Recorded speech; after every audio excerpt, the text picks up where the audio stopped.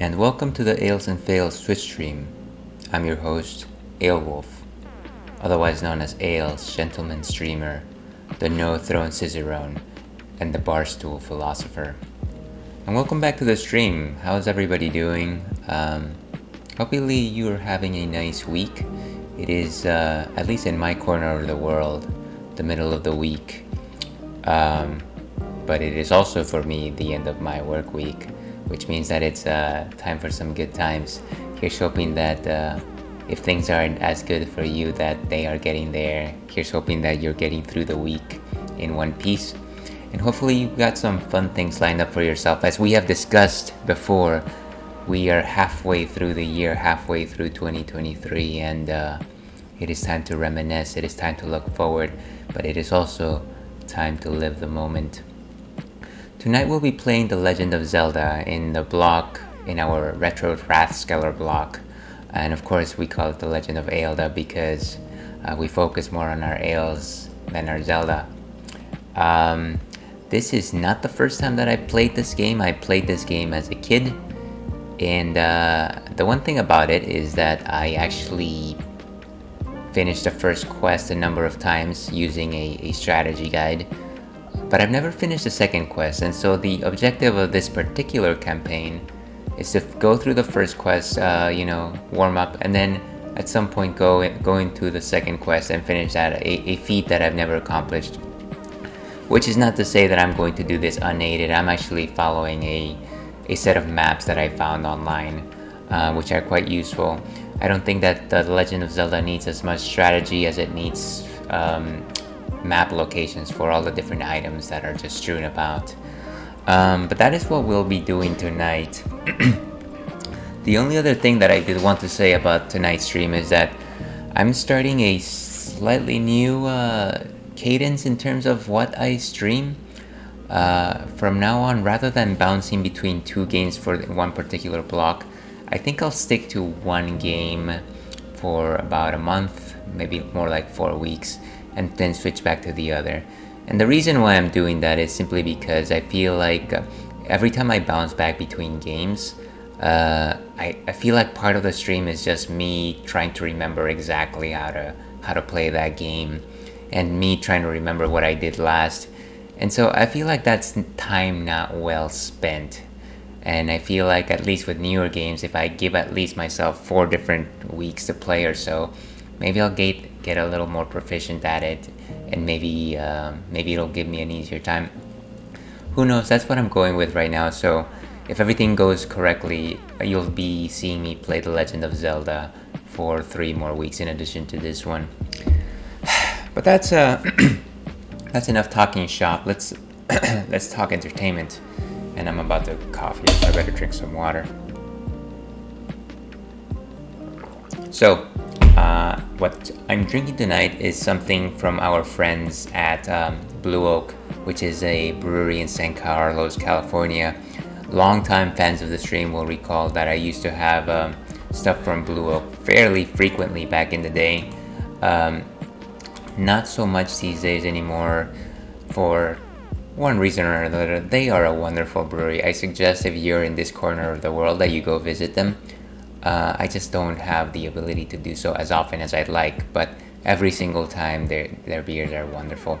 This one is called Cherry Bomb, and it is a sour ale, and it is brewed with cherries and lime, a 7% alcohol by volume. And as you can see, the can shows you cherries, but they're actually bombs.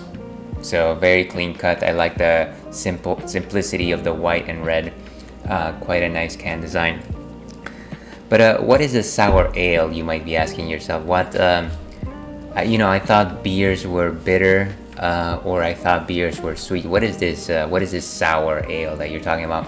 Well, let me answer that question very, very easily right now.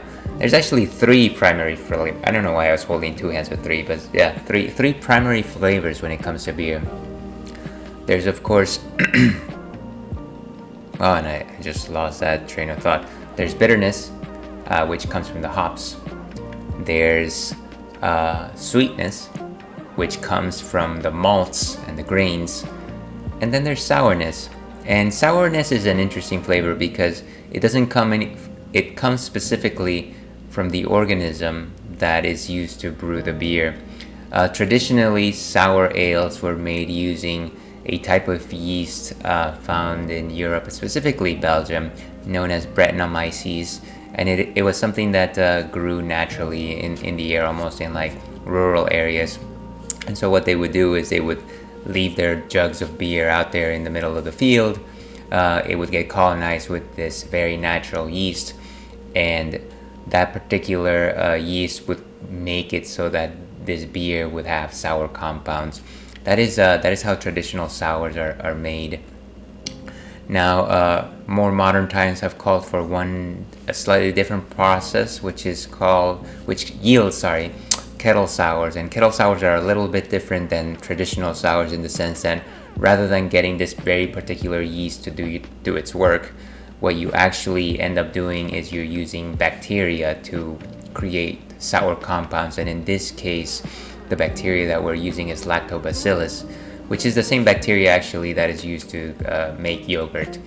So it can also be done in steel and more modernized factory settings. So it's a little easier to do. A lot of people will tell you that kettle sours are not as good as traditional sours. I happen to be one of those people, I guess, at least in terms of my very limited experience. I find traditional sours a lot tastier than kettle sours. But every once in a while I come upon a kettle sour that I really love. So yeah, that's my little spiel here. Let's go ahead and see what Untappd has to say in terms of Cherry Bombed. And let me pull up that screen right here. So, Cherry Bomb from Blue Oak Brewing Company. It's a sour, it's fruited, 7.8% alcohol by volume, which is quite decent. And all it says is cherries and lime. There's some beautiful simplicity there, but unfortunately doesn't give us too much information. I do like my explanation. So let's go back to our original intermission screen, and let's go ahead and simply taste this guy. And I can already see that it's a nice red.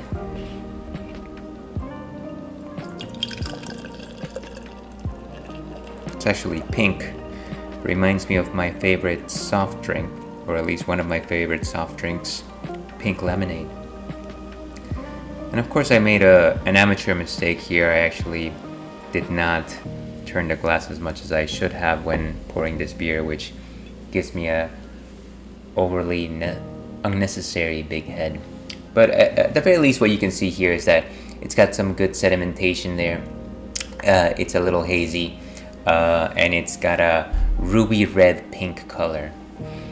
In terms of a nose, you can actually sense the sourness on it. It's quite becoming. Very refreshing flavor, I think.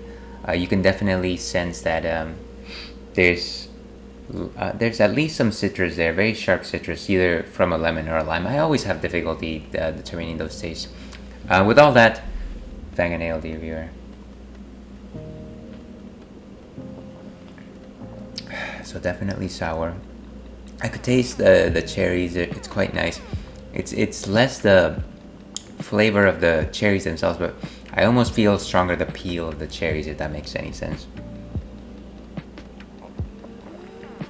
It's got very light sweetness. It's not overbearing. Definitely the flavor that comes forward the most is just the sourness on this one, but definitely not something that I would call overpowering either. It's quite gentle.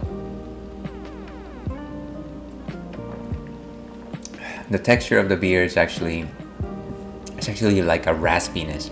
I don't know if you've ever had like a particular drink, or even like soft drinks, and the particular body and effervescence of that drink kind of just like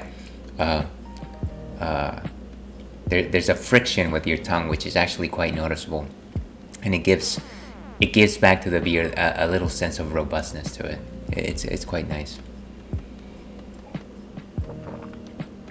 So yeah, very enjoyable, very refreshing. It certainly hides its alcohol well. I very much enjoy it. So Cherry Bomb, I suggest you have it if you're trying out sour ales. Sour ales, that sounds like me when I lose at something.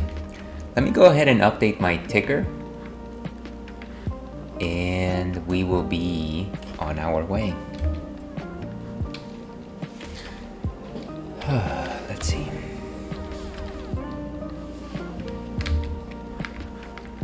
Okay, so I think that's there. And let me just enter my rating on Untappd.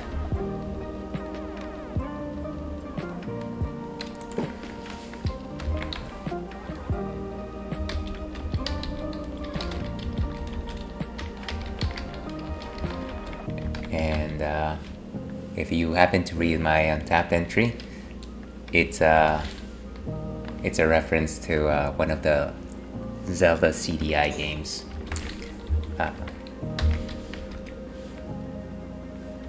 Hashtag.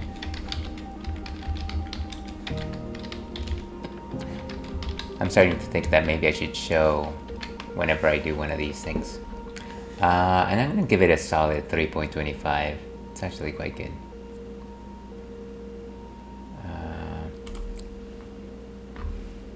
Alright, so with that, let's go ahead and get a move on. Let's go to our live scene. And let me pull up our volume here.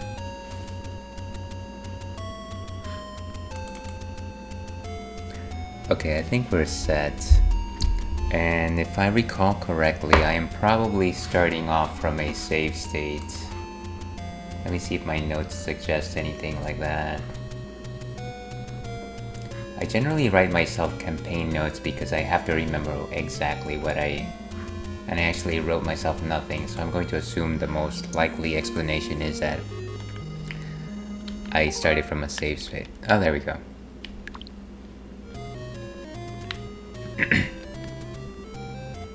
Okay, so I've got 2 pieces of the Triforce, which means that dungeon number 3 is up next.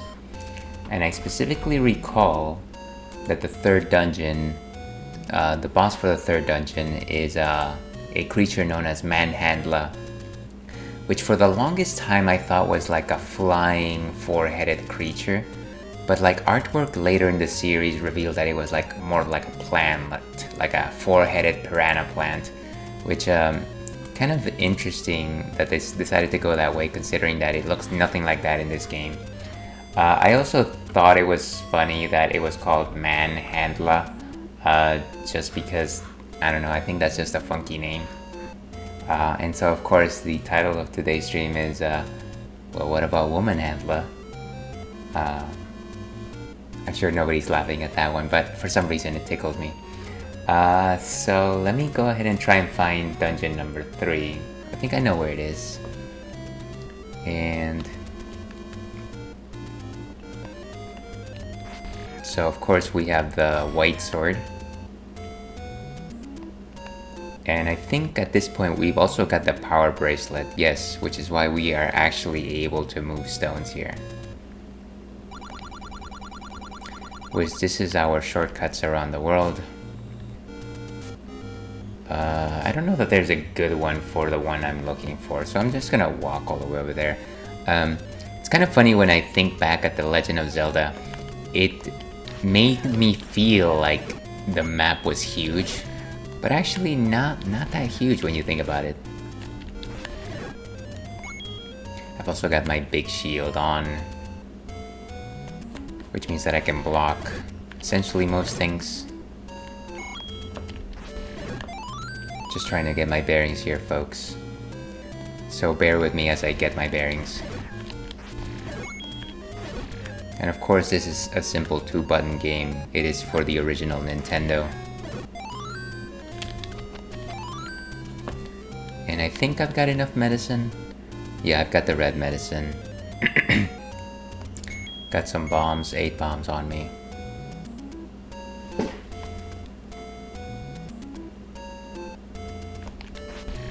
One thing that I have to always be wary about whenever I enter a new screen is that enemies might spawn right behind me. Enemies generally spawn, at least in the overworld, they spawn from, if not from eggs, sometimes they just spawn from off-screen, which could be where I'm coming from.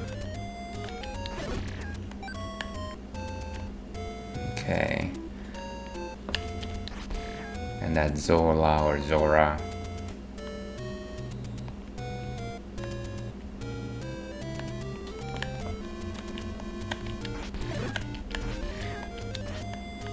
I'm always a little wary when I got enemies on me and then I've got Zora firing off at me at the same time.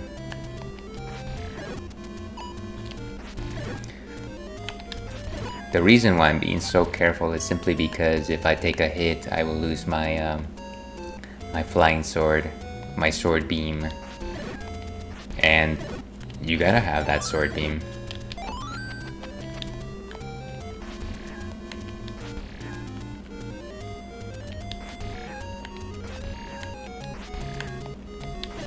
Alright, and what's in here? Oh right, more medicine.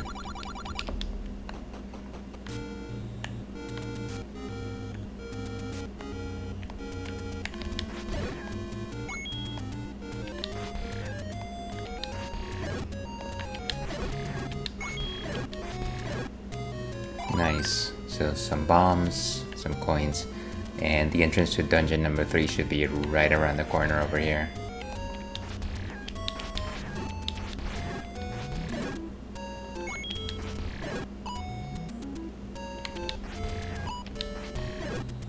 Nice. Another important reason to stock up on coins in this, or rupees in this game, is because firing off arrows actually takes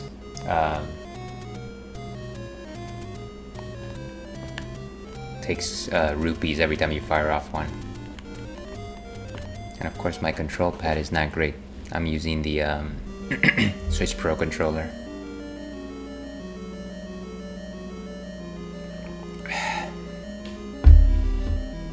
Okay.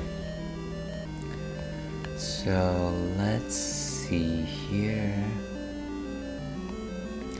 If I recall, I'm actually not using a map. Well, actually, maybe I should use a map for level 3. I think it's supposed to be a Manji. Don't know exactly what this is. Oh, by the way, I did pin a question of the night.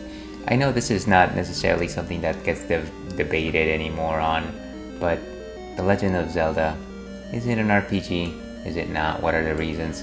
I don't know that there's a clear yes or no answer, but I do like to hear the reasons why people say yes or no. I myself think probably not.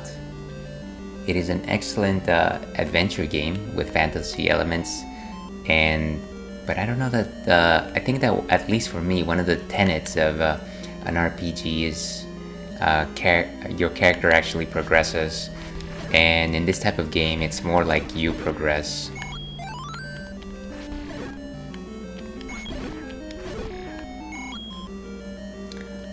Which is, you know, it's not the most clear-cut answer, but that's generally how I think about it. Was something supposed to pop up here? I feel like... okay. And of course, this is also the first level that we encounter these jelly guys. They kind of remind me a little bit of the old Captain Caveman, if anybody is as ancient as I am. Okay, and another key. Once again, I'm using a map from nesmaps.com, which is a place I learned existed today. Oh, and this is the first time we meet the Darknuts. What's challenging about facing these guys is the fact that they won't take a hit when they face forward at you, and so you're always trying to find a way to attack them from the back.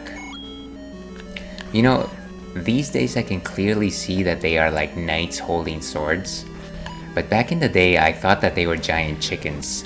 So if you can kind of squint your eyes at it, and if you imagine that the sword is like a beak and the rest of it is like a giant chicken face, you can probably see what I'm talking about. It probably doesn't make any sense, but you know what? That's my story and I'm sticking to it. And I think you can drop a bomb here, but I don't think I need to. Probably just go ahead and open the hole.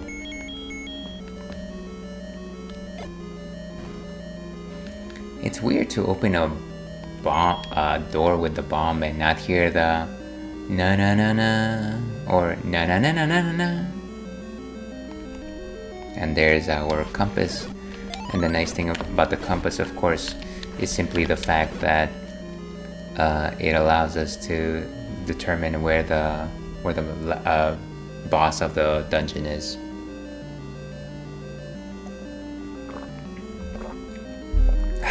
And for those of you just joining us, I am enjoying a delicious cherry bomb. Cherry, cherry, boom, boom. We're gonna go into a room full of Darknuts. Those nutty boys.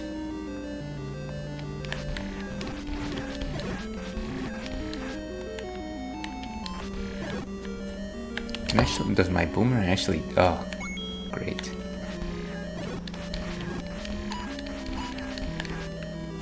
And again, one of the worst ways to encounter these guys is head to head. And I don't think the boomerang does a single thing to them.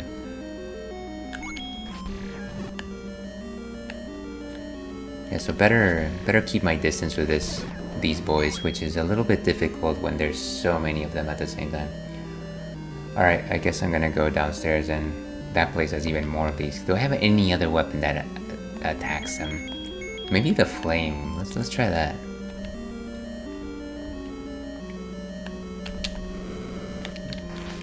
Oh no, too much for the... Wow.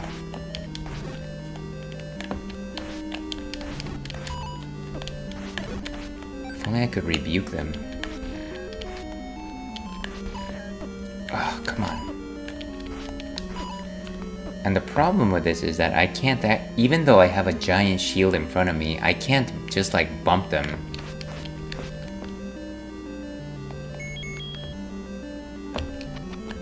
And this is where we get the raft, of course. Of course this is where we get the raft. You gotta have a raft. Okay.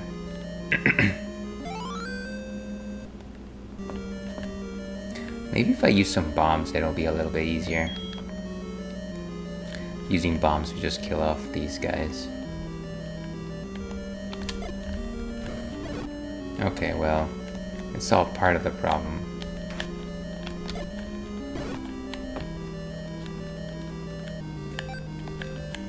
Oh, gee. See, it's just difficult to maneuver around. Especially if I've got no barrier. I'm just gonna get out of here. I don't think there's anything in here anyways. Maybe I should just start relying on my control stick instead of my control D-pad. It's just not very viable. Switch back to the boomerang. Really the only weapon worth anything here. Actually, can I even throw arrows at this point in the game? No. I think I have to buy them. I think maybe that's something that I've been missing this entire time, just buying arrows. Well, I've gotten this far. Oh, right, these guys take away your ability to...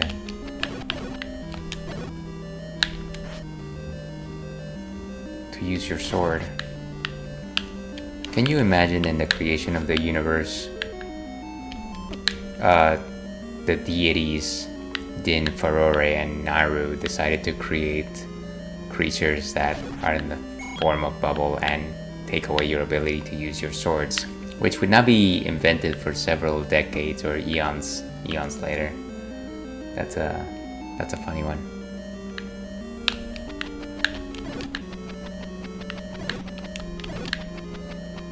No other implements, just sword specifically. Okay, so I think I got some bombs back. Can any of these move?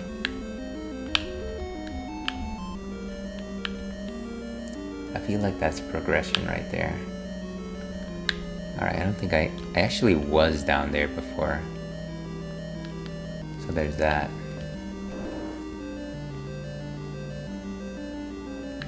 Okay. Hopefully I can get some hearts back so I can actually get my sword beams again. And there's there's the key to everything. The key to it all. And let's see, according to this map, I think I'll probably go up first. I think that makes the most sense.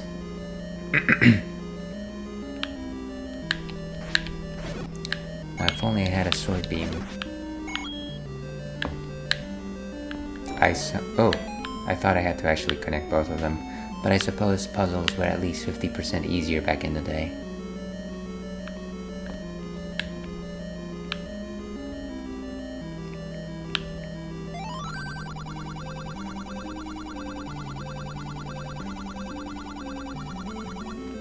Did I get the sword from the old... Here it is.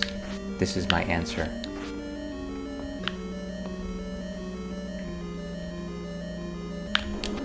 And some more bats. So I did forget to say that now that I've acquired the raft, I'll be able to shuttle off from all of those piers that I see in the overworld. Which, useful. Definitely useful for some voyages. Yes, I know. No, I didn't. I've changed my mind.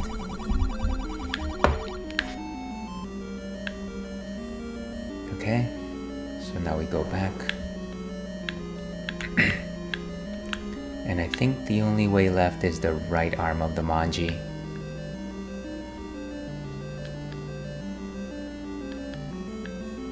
What is down here? Okay, and that's where we were last time. No real need to go that way.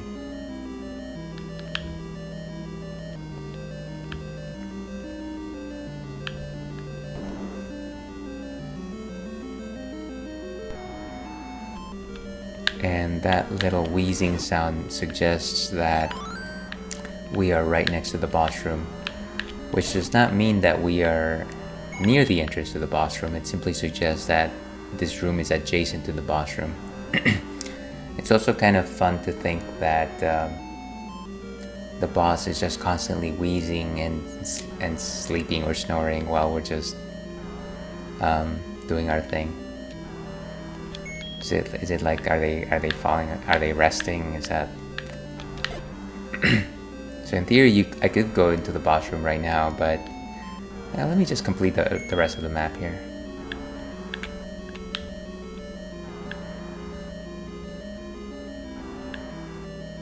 Okay, and some Darknuts. And of course, the boomerang, it does nothing. I'm very curious now to see if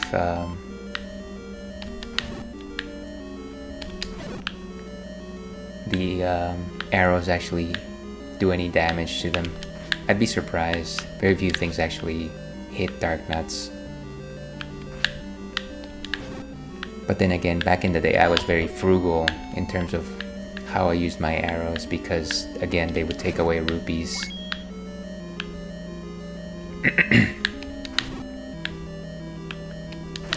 Okay. So, nothing gained. And the bubbles, of course.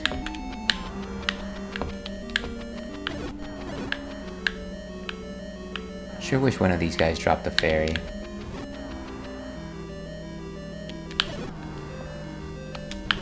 That was what it... okay.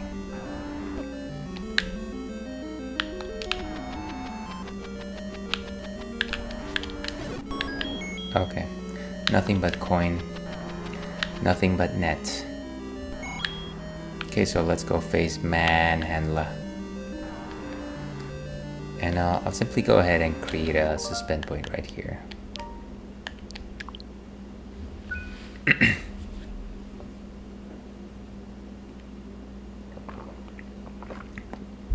And that is delightful.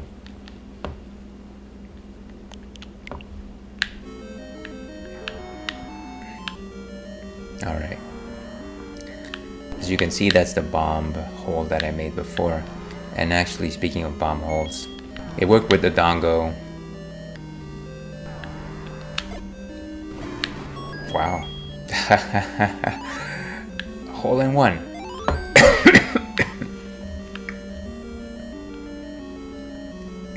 Talk about luck.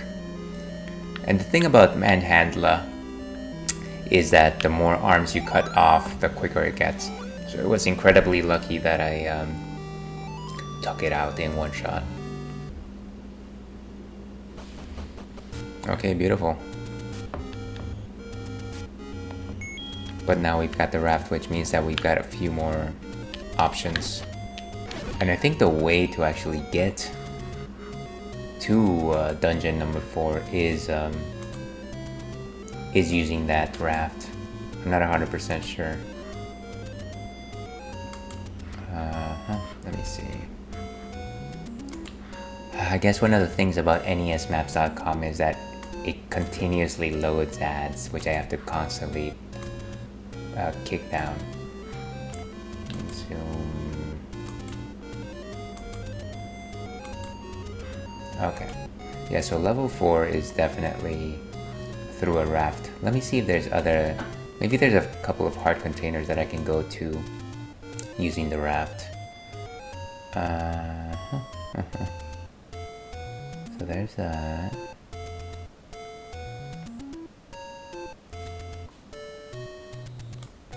Okay, so there's one over all the way to the east, where I can probably get one.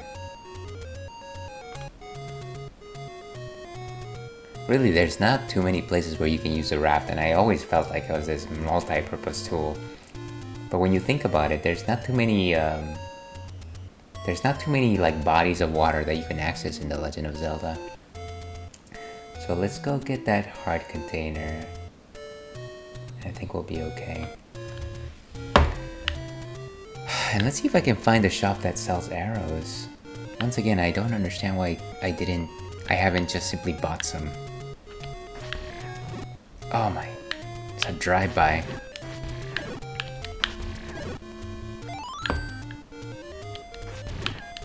This is not a drive-by.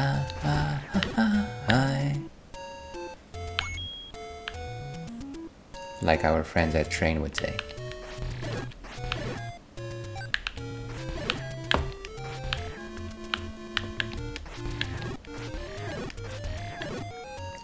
And I'm not gonna lie, one of the reasons why I decided to start playing the original Legend of Zelda, I mean, there's a couple of reasons, but one of the reasons was simply because I wanted to get some traffic off of the Tears of the Kingdom release. I actually started playing it the day of release, not to great success.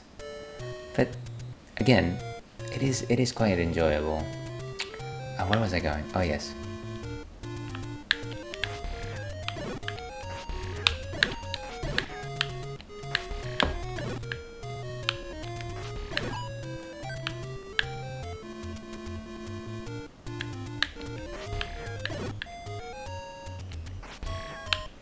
Maybe the store that sold me the shield might have arrows. Arrows. And that's the entrance to dungeon number 4.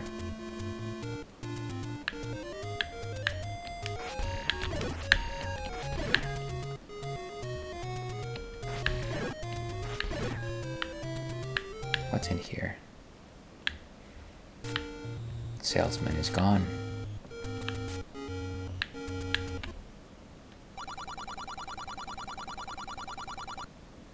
But they do sell meat.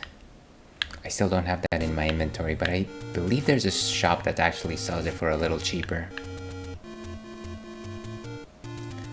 Which I don't really need to look up right now. Oh man, My fascination with getting meat got the best of me.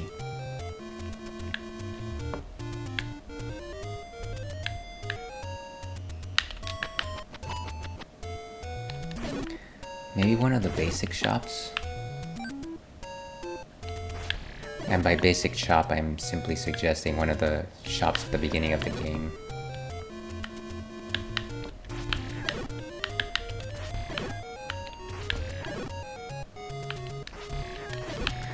And at the very least, I can at least get some rupees on the way there. Again, the control stick is also not the most ideal tool for this pursuit.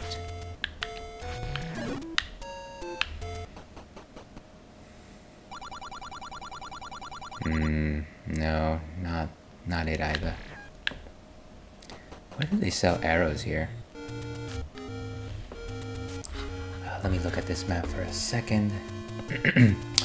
And welcome to the stream, Connor Codes. I got this game on emulator, finally gonna beat it since last time I got to the last dungeon and my sibling turned it off. Wow, that sounds awful. I'm sorry to hear that. That last dungeon is kind of a doozy unless you're following a guide from what I recall the last time I played. Yeah, cheers to you.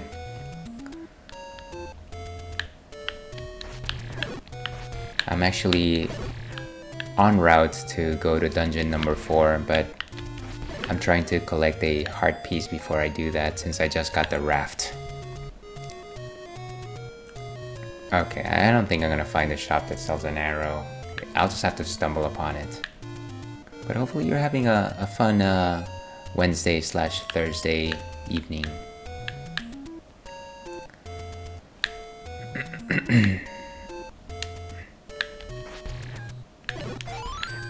Ooh, fairy. I don't actually need it, but ooh, fairy.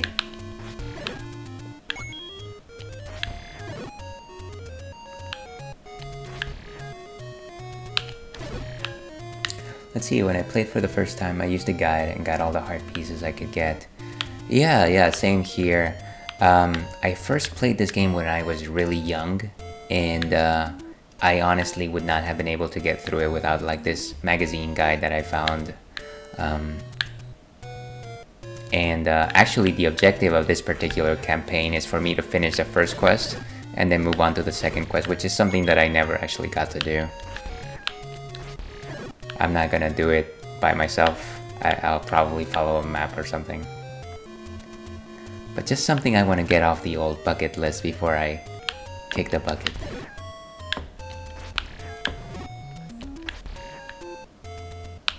And that's why you tune into the Ales and Fails Twitch stream for very morbid thoughts. Not really.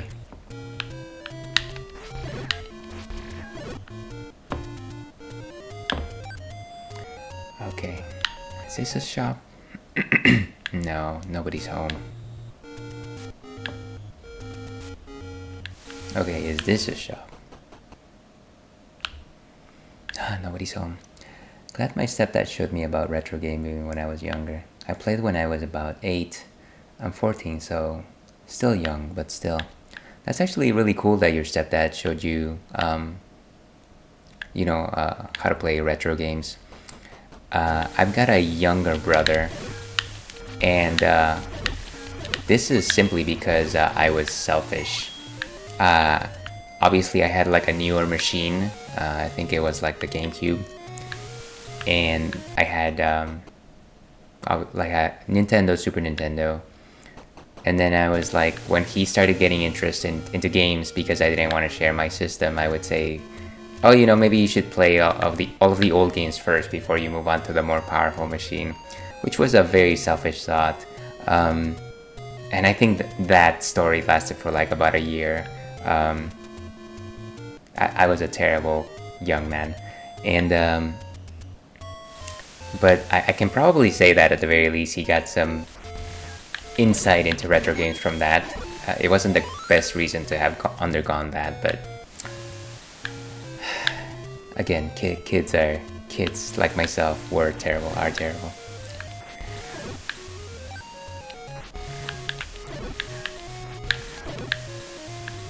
Alright, so some bombs here.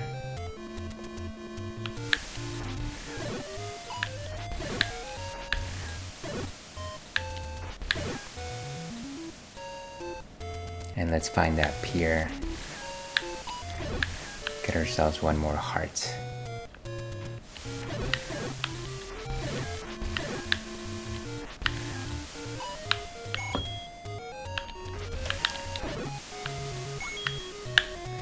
Gosh, it's no matter how good I do at dodging. Here we go. An arrow salesman. Sell me your wares. So this will definitely allow me to shoot arrows from now on. Though I'm not 100% sure what will happen if I run out of arrows. Like I said before, using arrows in this game consumes 1 rupee. And while that's fine and dandy, I don't know what will happen if I run out of rupees. Will it just force me to buy arrows from the start? That would be unpleasant.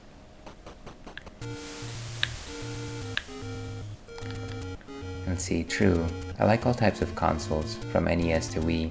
I can play pretty much any console on emulator. Yeah, there's definitely access to much more consoles on a PC these days than there used to be. You know, not the most legal of ways, but you know what, I don't judge. I certainly used emulators back in the day myself when I didn't have good means to get what I wanted. But that's cool. I think it's nice that things like emulators allowed people to go back and try out games and systems that they weren't able to do so in the past. At least back when I was playing with emulators, I used to play a lot of Super Nintendo emulators, and that's because there were a lot of games that were only released in Japan, and I wanted to play those. And I could only do so using emulators.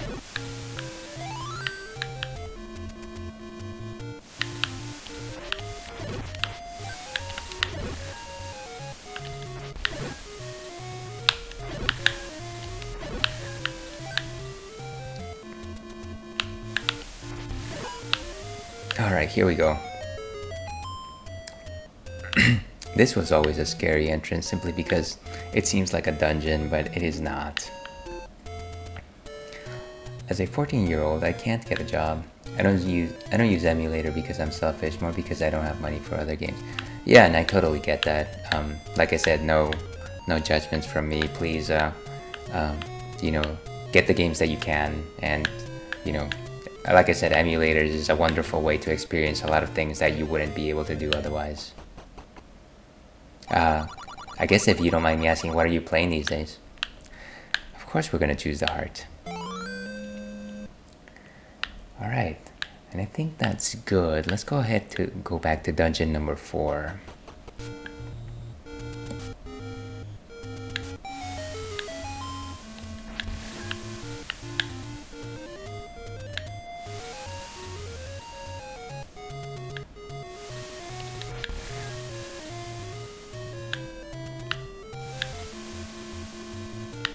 Let's take a shortcut. Like they once said in Rocket Power, you can take a shortcut.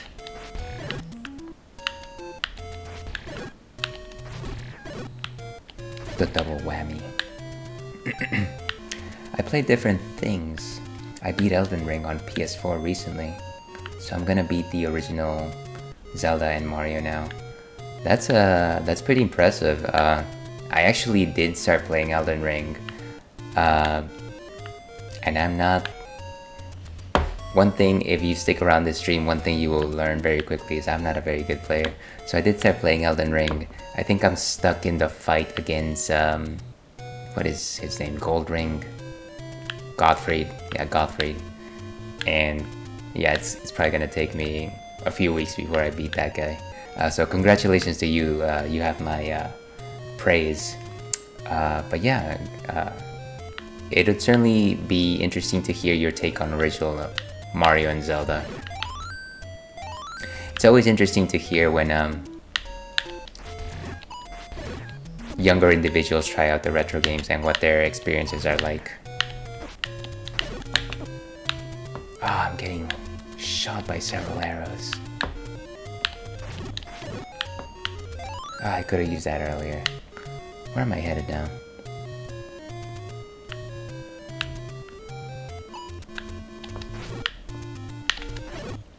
Backstab. Let's put the boomerang back on. Actually, it's time for a break.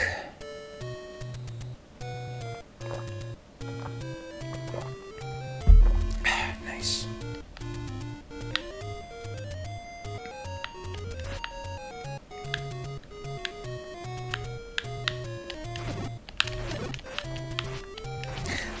I will say though, I feel like when I was a younger person that I simply had better reflexes to play games.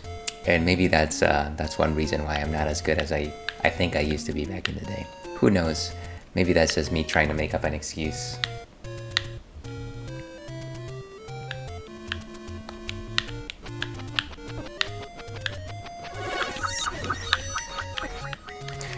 Hey, thank you very much for the follow. Very much appreciate that. Welcome to the Ale Pack. Like I said, I certainly hope I don't disappoint, but trust me, I will disappoint. And let's see. I've always been interested in retro games. My favorite retro games are on N64 probably. Well, that's really awesome. That's actually a really good selection of retro games. I definitely love the Nintendo classics. Actually, one of the games that I played on stream previously, not a Nintendo classic, I mean kind of a Nintendo classic, is Banjo-Kazooie. And I did 100% that on stream. I know that was the beginning of the Great Collectathon, and which is something that not everybody likes. But I kind of like it. And of course there's classics like Mario 64 and Mario Kart 64. All of the 64s. Ocarina of Time. Majora's Mask still is my number 1 or number 2 favorite Legend of Zelda.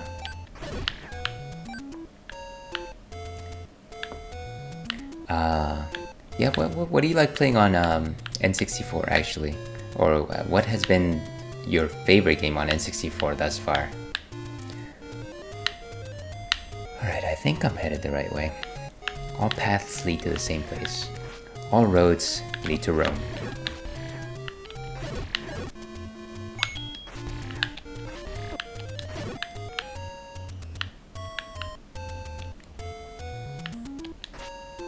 And I lost my firing beam. It's kind of funny to think that a lot of the later Zeldas don't include the sword beams as a normal thing, and yet in this game it is quite commonplace.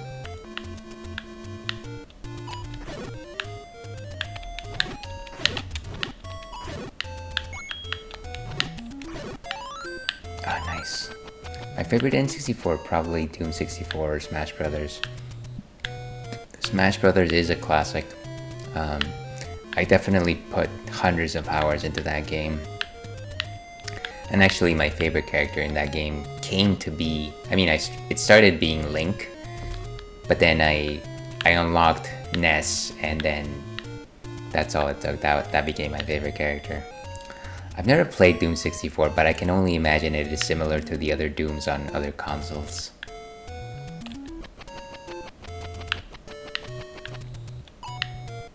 I also really like Star Fox 64. I did play it on stream for a while back in the day.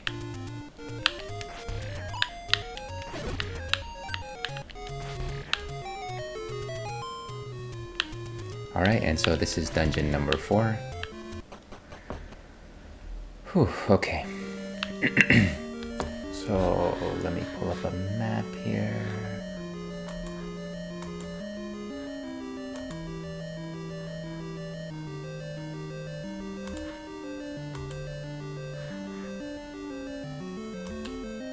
And this is the snake map.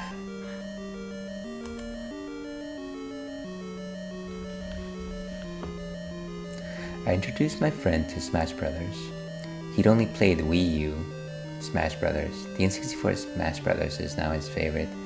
That's actually interesting to hear. I don't have the fondest of memories for the Wii U Smash Brothers. I mean, I thought it was a nice game and it included a lot of characters, which was always a bonus. But there's a certain, it's kind of a silly thing to say, but there's a certain level of precision with the N64 Smash Brothers that I feel didn't translate into the later iterations. There's I don't know how to put it. There's some, it almost plays differently, and I can see why a few people would find it a little more charming than the later entries. That being said, though, my current favorite Smash Brothers is probably Smash Brothers Ultimate. I feel like it is kind of like an ultimate realization of everything that came before it. That's something I wish I could go back to because I never finished the first player campaign, one-player campaign. But if anything, it's cool that you're introducing your friends to some of these retro games. That's awesome. It's almost like being a historian. Imagine that. Alright, get rid of all these guys. These guys might be wimpy, but they definitely can destroy you if they attack you in a pack.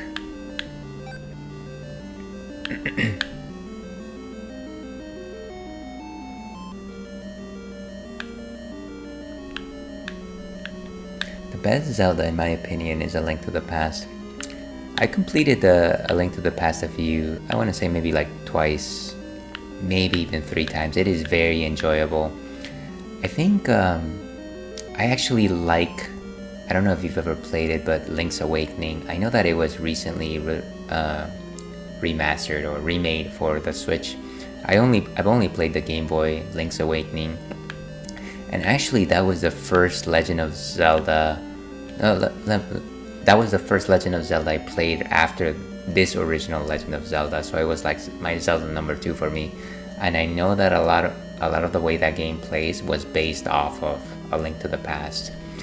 But I think it was because I was very impressionable at the time, and I played it several times, that I almost favor it a little bit more than A Link to the Past. That being said, A Link to the Past is beautiful, and it was very difficult to top by other 2D Zeldas. Oh, these guys are those vampires that just split up into more bats. No, but that's a solid choice.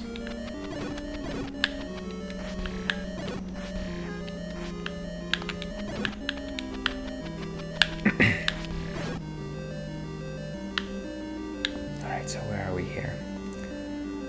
I never played that one. It seems similar to that one on the DS and A Link to the Past. My entire family pretty much plays video games. My mom showed me A Link to the Past. Actually, that's you've got one awesome family then. My mom actually used to play games with us back in the past, probably during the NES era. And it was always neat because she actually was better than us at the beginning, and then slowly but surely we got better than her. But yeah, she stopped playing games and picked up the other interest. But it was a nice time. She doesn't really play anything anymore. But I always just remember those days where it was just like, oh, it's 3 of us playing, my brother, my mother, and myself. Yeah. But that's really cool that all the members of your family play games. It's almost like you speak the same language.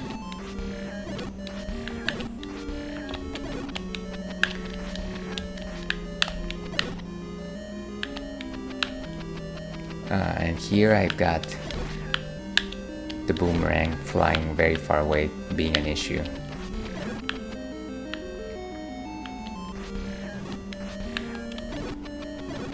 Okay, so I've got to find my way to the compass. I think one thing that I can do here is actually use the candle, which is kind of an interesting mechanic. Okay.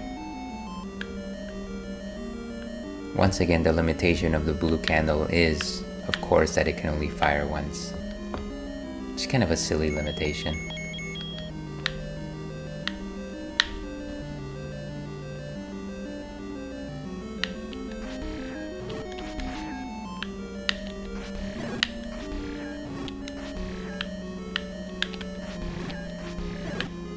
Alright. Come on, guys.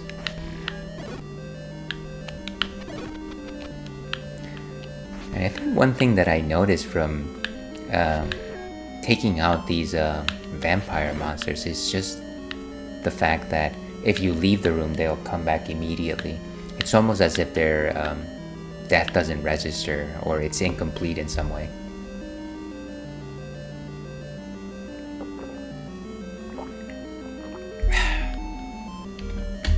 Always stay hydrated, folks, even if you're drinking a juicy ale.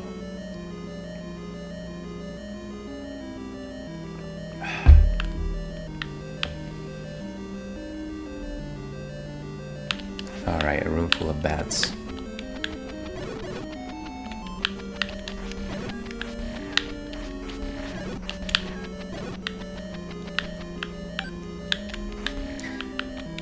Probably just run out of this room, but I really like clearing rooms whenever I'm in this game.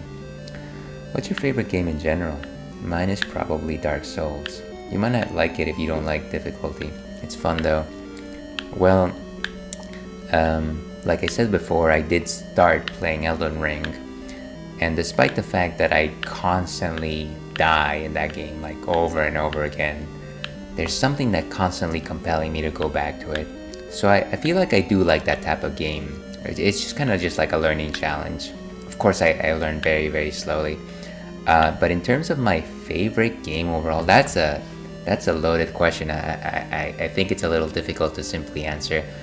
Maybe I'll give you like a first impression of something that comes to mind. Now I'm gonna start thinking about what genre to think about. Well, let me name... Oh, okay. I think this is a good one. My favorite game of all time is the Super Nintendo Earthbound.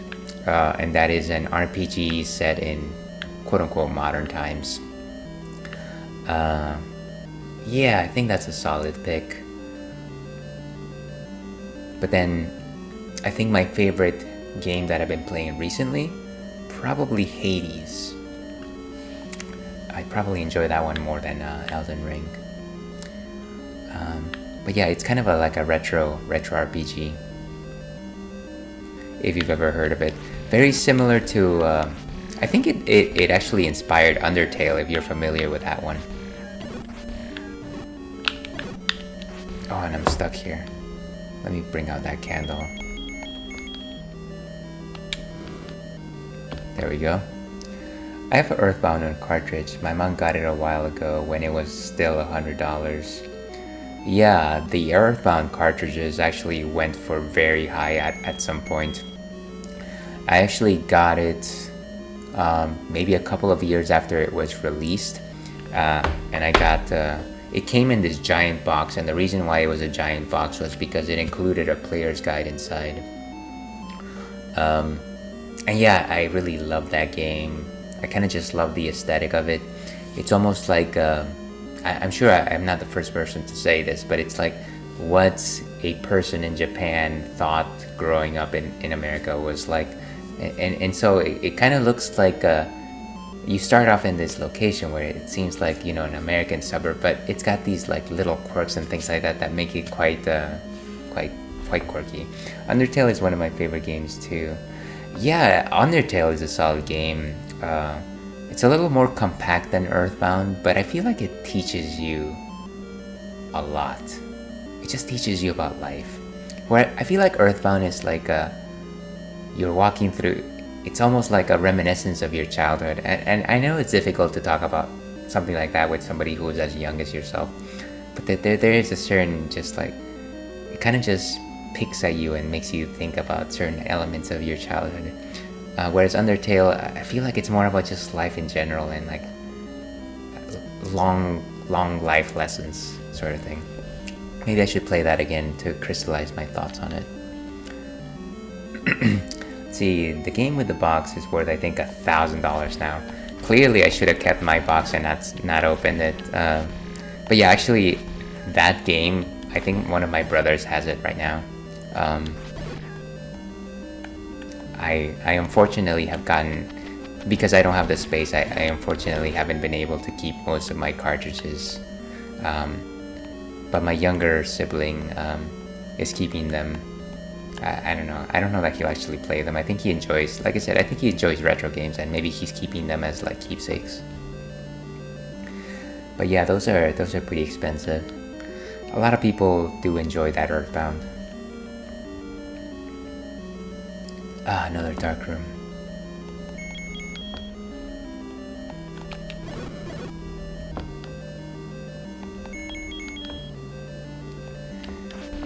And just a second here. Bit of real life. Alright. Okay.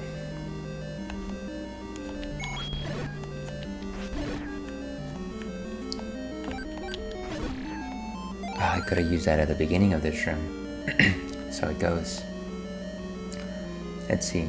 The rarest NES game I have is TMNT Tournament Fighters. I think that's what it's called. Well, that does sound pretty rare. I know that that game was released on different consoles, but that it was also like released on the NES, which is interesting because I guess they had to like downsize and make a lot of the graphics compact to make it so that it would work on the NES. That sounds pretty rare. I think that was the game that they released after TMNT Turtles in Time. And I did enjoy Tournament Fighters. I think my favorite character in that game was Chrome Dome, which is kind of a weird pick, but I kind of just enjoy the fact that he was a robot and he has stretchy arms.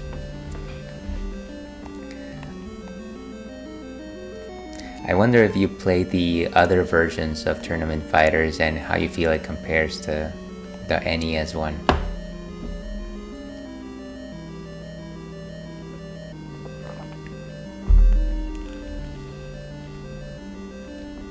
Ah, in another dark room. Okay. Okay, there we go. And so I can't get past this unless I have the ladder, which is the thing I'm supposed to get in this particular location or dungeon.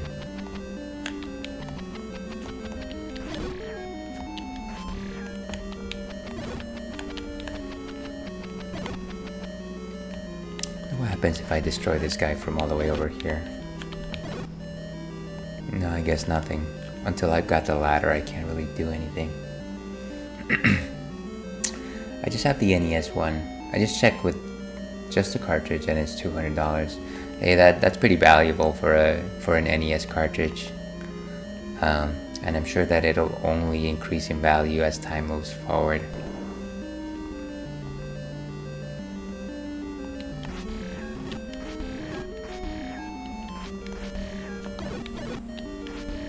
I guess it's the sort of thing to think about if you ever plan on parting with your games. It's certainly one thing that I never thought I would do, but again, I just don't have the space for a lot of my old physical media anymore. It's kind of sad. Okay, so still exploring the snake here. Alright, let's go this way even though we have the key, just because I think this is the way to the ladder.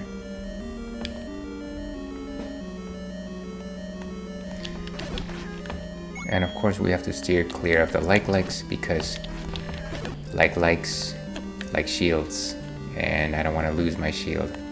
But of course, these blasted bubbles are gonna make me...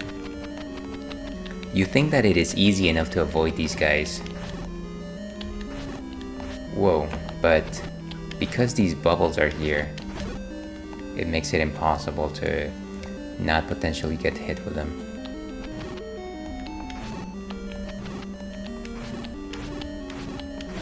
Wow, that took many more hits than I expected.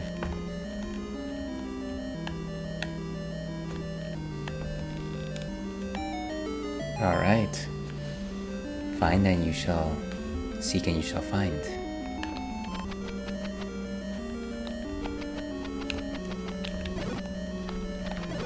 Now imagine that. I've even found this 2D sections to be a little funny in the way that they're designed. It makes it seem like you just entered this 2D adventure all of a sudden. But of course you can't jump. Let's see. In Zelda Breath of the Wild, a random electric enemy knocked off my shield, which happened to be the best one in the game. I lost it. Ah, that sounds like a pain. I know that weapons in Breath of the Wild can be broken down, and yeah, you can probably lose items depending on the enemies that you're facing, so that sounds really frustrating. I hope you were able to find a replacement.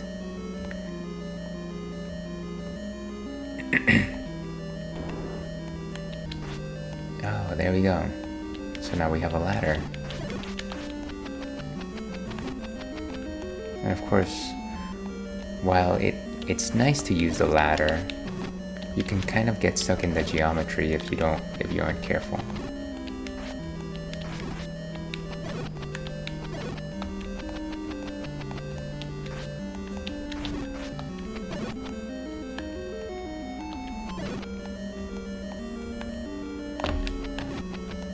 Very nice. That would be nicer if they would actually stay in place. Okay. Let's see, it doesn't matter anyway. I beat that game a few years ago. Oh, very cool. Very cool. Are you actually playing Tears of the Kingdom? I probably need to go back and beat Breath of the Wild before I try Tears of the Kingdom. Let's see.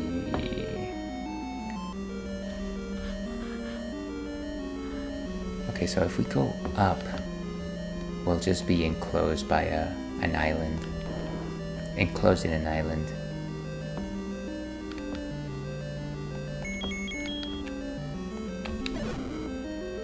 Right, so it's just a T-bone, as they say.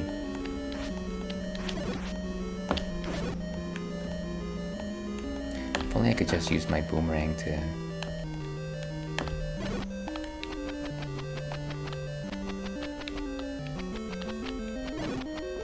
Alright, this is a dead end. Oh man. Again, it's the sort of thing where these guys just continue to respawn every time you leave the room. So we don't need to destroy them.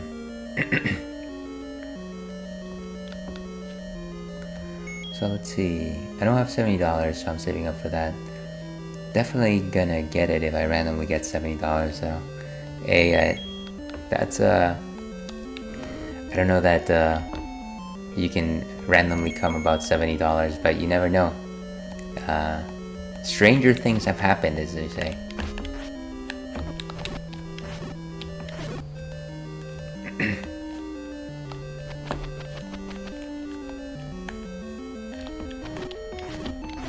Okay, and now we go up. Of course I get immediately hit by the bubble. Fortunately, these guys don't take hearts away.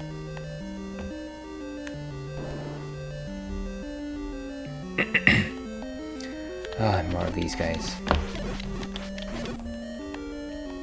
I feel like if I slash them quick enough that I won't have to deal with the small bats.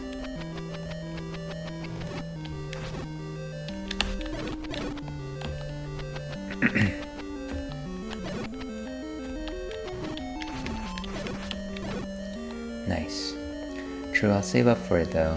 It's more realistic to gradually get $70 over time than for it to appear out of thin air. Yeah, totally. I remember back when I was a kid,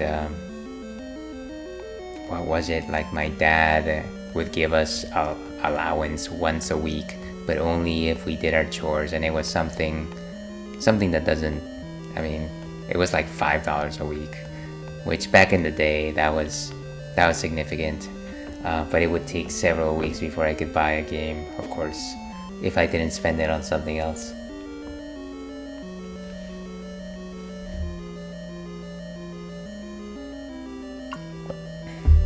I think I would generally get like games if it was my birthday or like Christmas, and that was probably a slightly more sure way of getting games. Alright, this is the location with the island.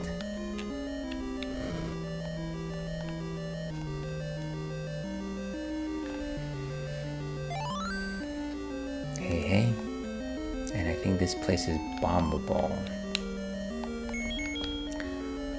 Lamp oil, rope, bombs.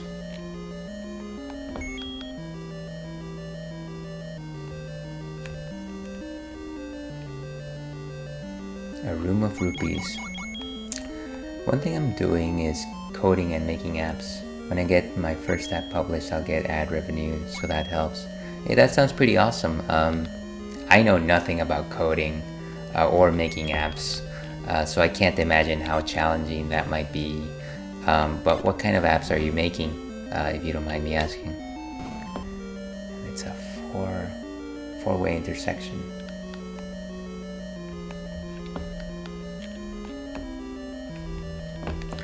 I keep forgetting to put my boomerang back on.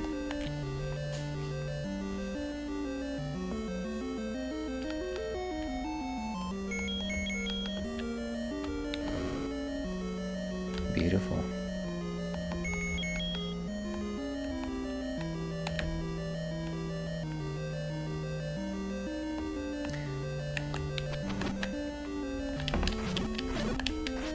Whoa, hey. A bit closer than... What was the point? What was the point?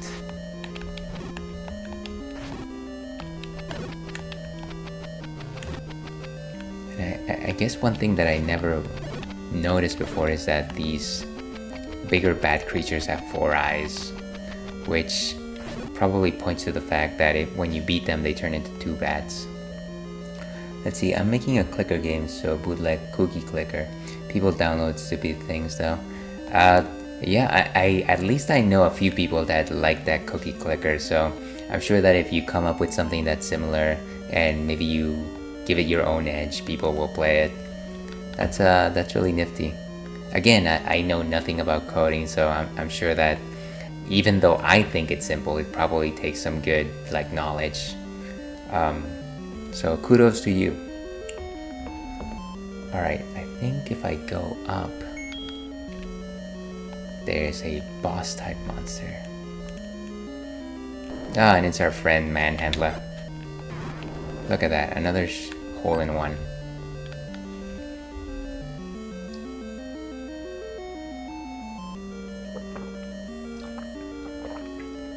Kind of feel like I should have gotten a bit more than a single heart though. But beggars can't be choosers. And this is again the 4-way door.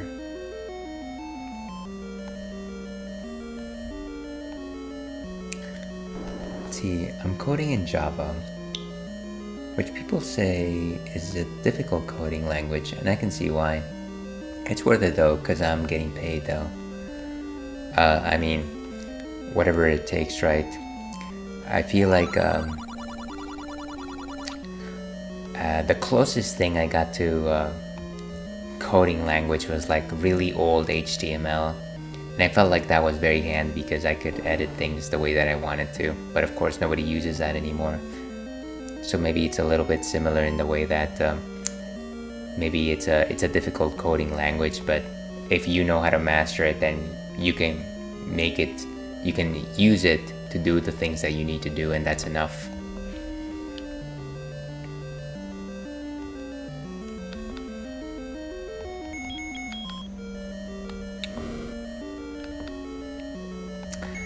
Definitely best of luck to you.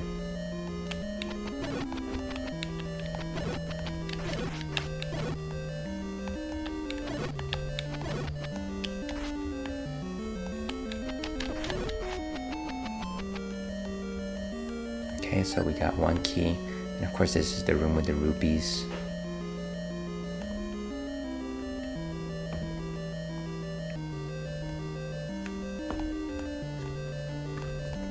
And I sure wish the lights didn't simply go out every time I left the room. Ah, they never came back.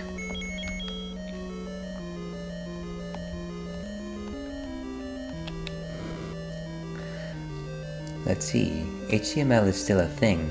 HTML and CSS, also JavaScript. They're all used for websites. Those three are.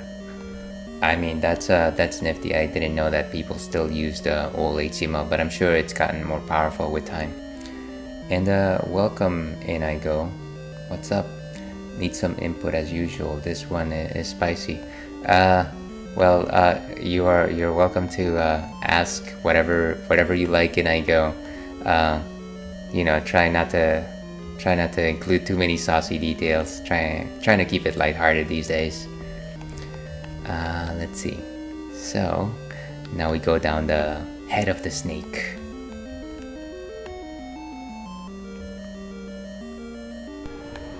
Okay, and clearly that suggests that we are very close to the boss here.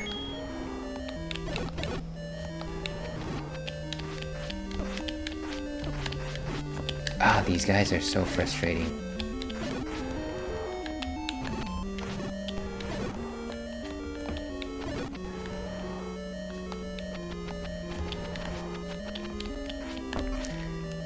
And I am just terrible at catching these guys before they hit me. I feel like once I lose the sword beam, it's always downhill from there. Okay. And then of course, if we go in this direction, it's the room with the coins. And maybe I shouldn't have done that because that's just gonna bring back these. Yeah, exactly.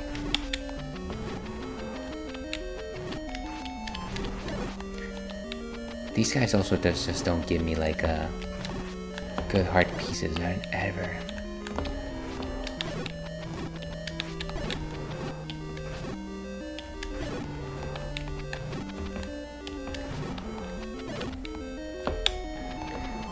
Okay, last one.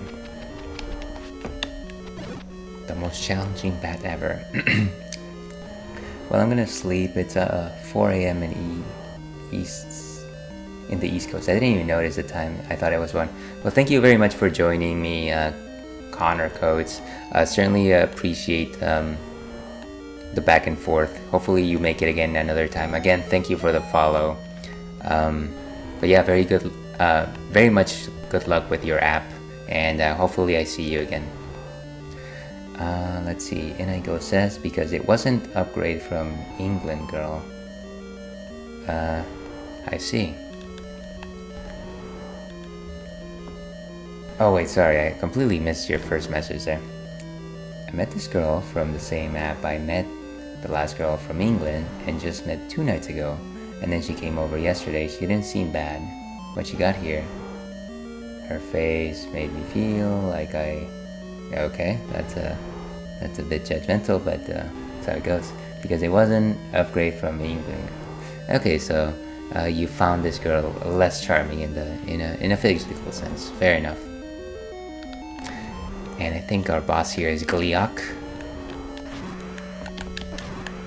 And the thing about fighting Gliok is that it's got 2 heads, which fine, except that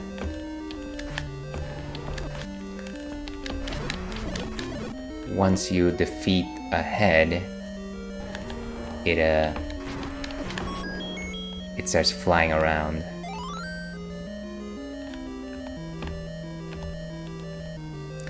Alright, and our prize. I think we completed the whole map. Yeah, that looks like it, even including the eyeball. Another Ales classic.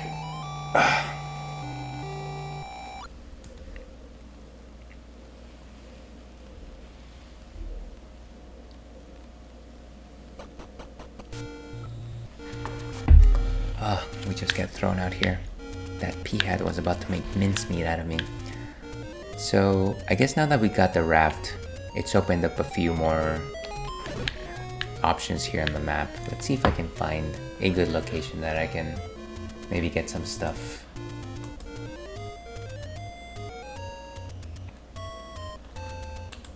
So back to the overworld map.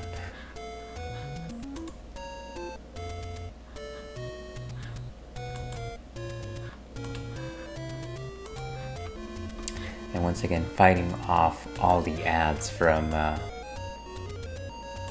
nesmaps.com. Again, I love the resources, but it's not the most ideal thing to work with. Okay, so ladders, of course, it'll take us to the second half of the map. If we go all the way east, we'll find another heart container. Let me see, what else could be around here?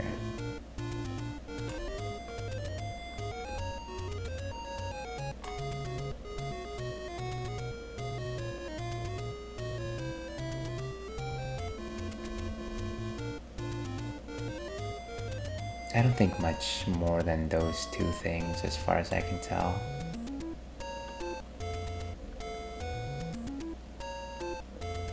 Yeah, I think we're good. Let's see. But she was smart, drove all the way to me, and I wanted to choose myself and not have with her. But the more vulnerable I was and open, it helped me a lot. And then I didn't feel repulsed by her because she was totally into me. Okay, as well. Okay. But she's smart like me, but we are two different worlds. She's grown up fast because she's been down in the dumps. So I was happy this time around. I built boundaries, and what we did was under my conditions. Well, that sounds good. I'm glad to hear that you found what I would like to consider, at the very least, a kindred spirit that was able to meet some of those your own personal expectations that you have set, and that you were able to establish those boundaries. Yeah, so it sounds like a very positive interaction. It's interesting that you suggest that she grew up fast because she's been down in the dumps. It's kind of interesting to think that sometimes bad situations kind of make us learn more.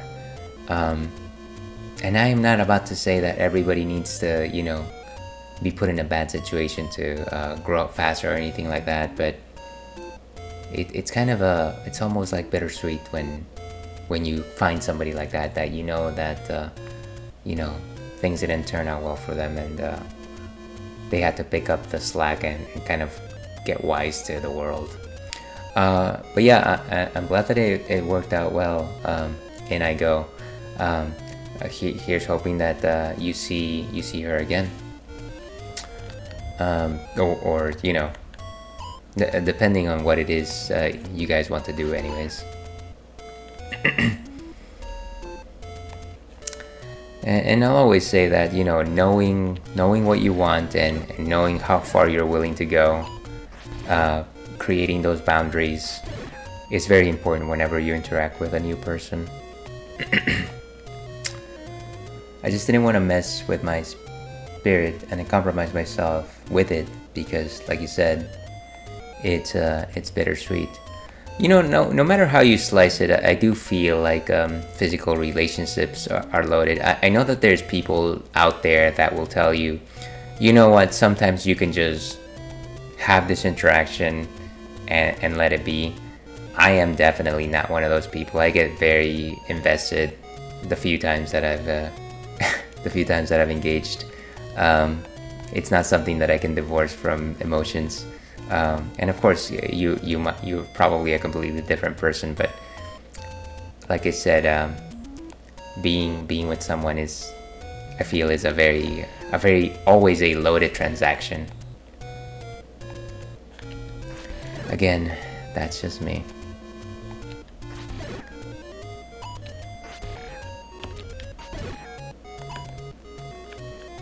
Alright, and I think I was looking for going all the way to the east. Yeah, I think that makes sense.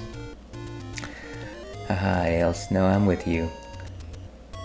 You just know I gotta really see people for who they are, not the idea. Yeah, and you know, even if you're the smartest, most experienced person, I do think that even if you're a great judge of character, it's gonna take time for you to discover who somebody is. And if they are worth investing that piece of you into them.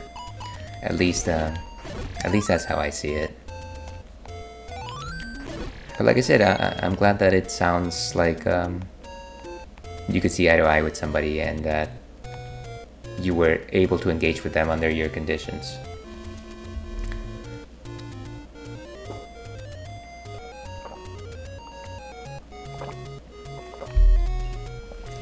All right.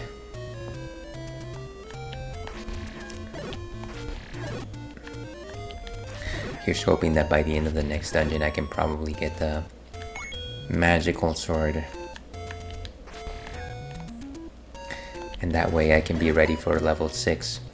Level 6 is actually one of my least favorite ones because it's got all those whiz robes, which are those magicians that just constantly fire at you. And I think they can also just go through walls. They're very cheap.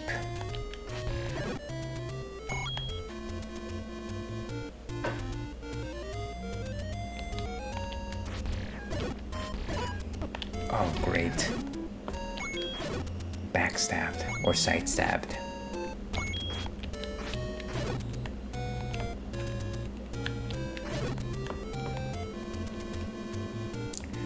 Let's see, but after the fun was over, she was leaving and then she took me to the gas station to pump her gas.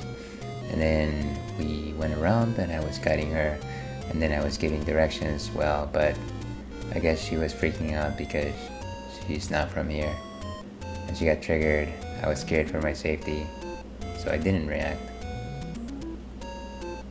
Huh. That's now that's yeah, I don't know how to respond to that one. I don't assume that that's okay. The situation got calm, but I learned that night I have to really be a leader. No halfies. Well, I believe it was Walter White who said no half measures. And of course that is not to say that when you're with somebody that you don't have to meet in the middle or anything like that, but if you're going to commit to something, definitely don't do it in a half-hearted way.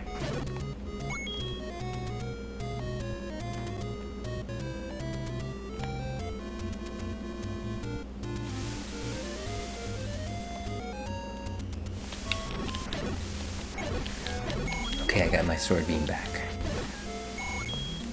The most important thing in the world.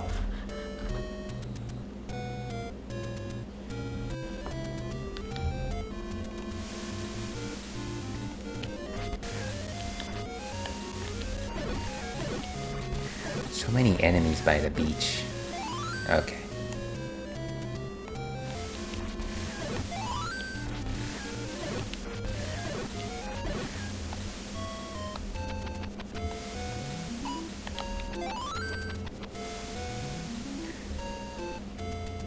And so we're very close.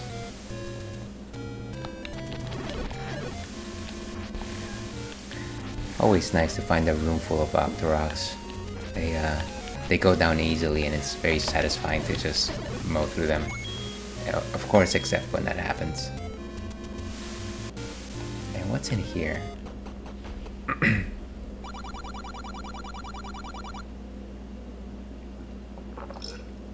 So I don't think I need anything from this area. I think we can move on. I'm still trying to buy that meat implement, but I'm trying to find a cheap one. I think most of the salesmen sell them for like 100.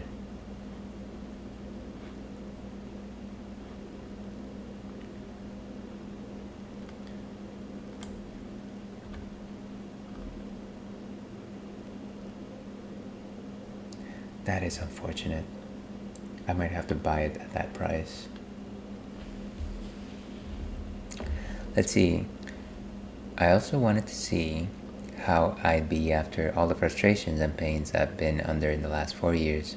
And I feel like myself again when it comes to fun, and I performed quite well. Well, good. I'm glad that you took an introspective look, and you feel satisfied with things that you did. So I'm glad my experience and my muscle memory was there, and my understanding of myself and what works. And that's one of the things that time and experiences will do, right? They'll actually teach you who they are.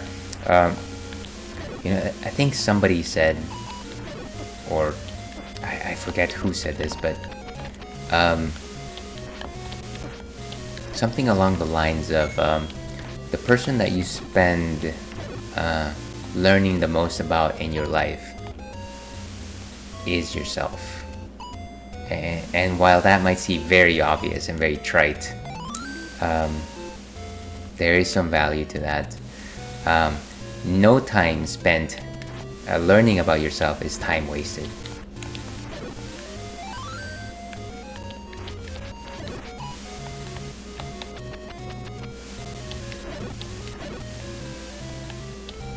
Okay, I don't think there's anything else around this beach. I think we can go back.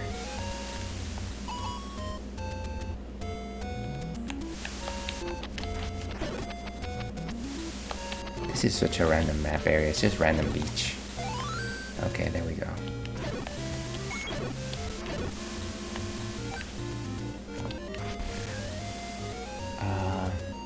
I think we'll just go all the way west.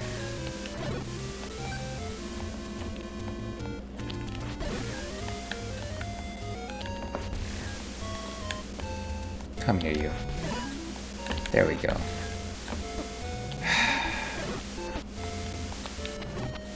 Gotta remember not to fire when something is shooting at me. Okay, let's see, where am I?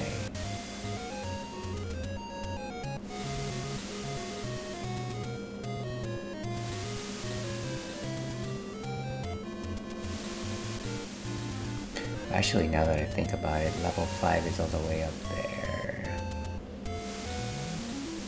Quite close to it. Actually, let me see how many hearts do I need to get the magical sword.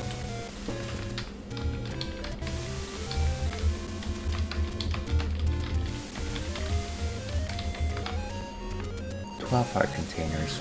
And so I'm at 4. Actually, I probably have enough.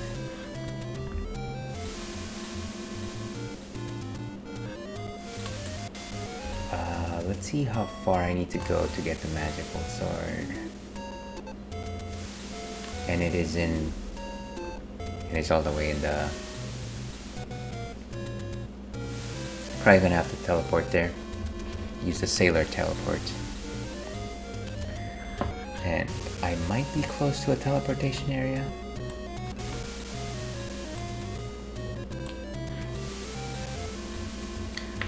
But before we do that, you know what? We're gonna take a quick break here. Fang a nail.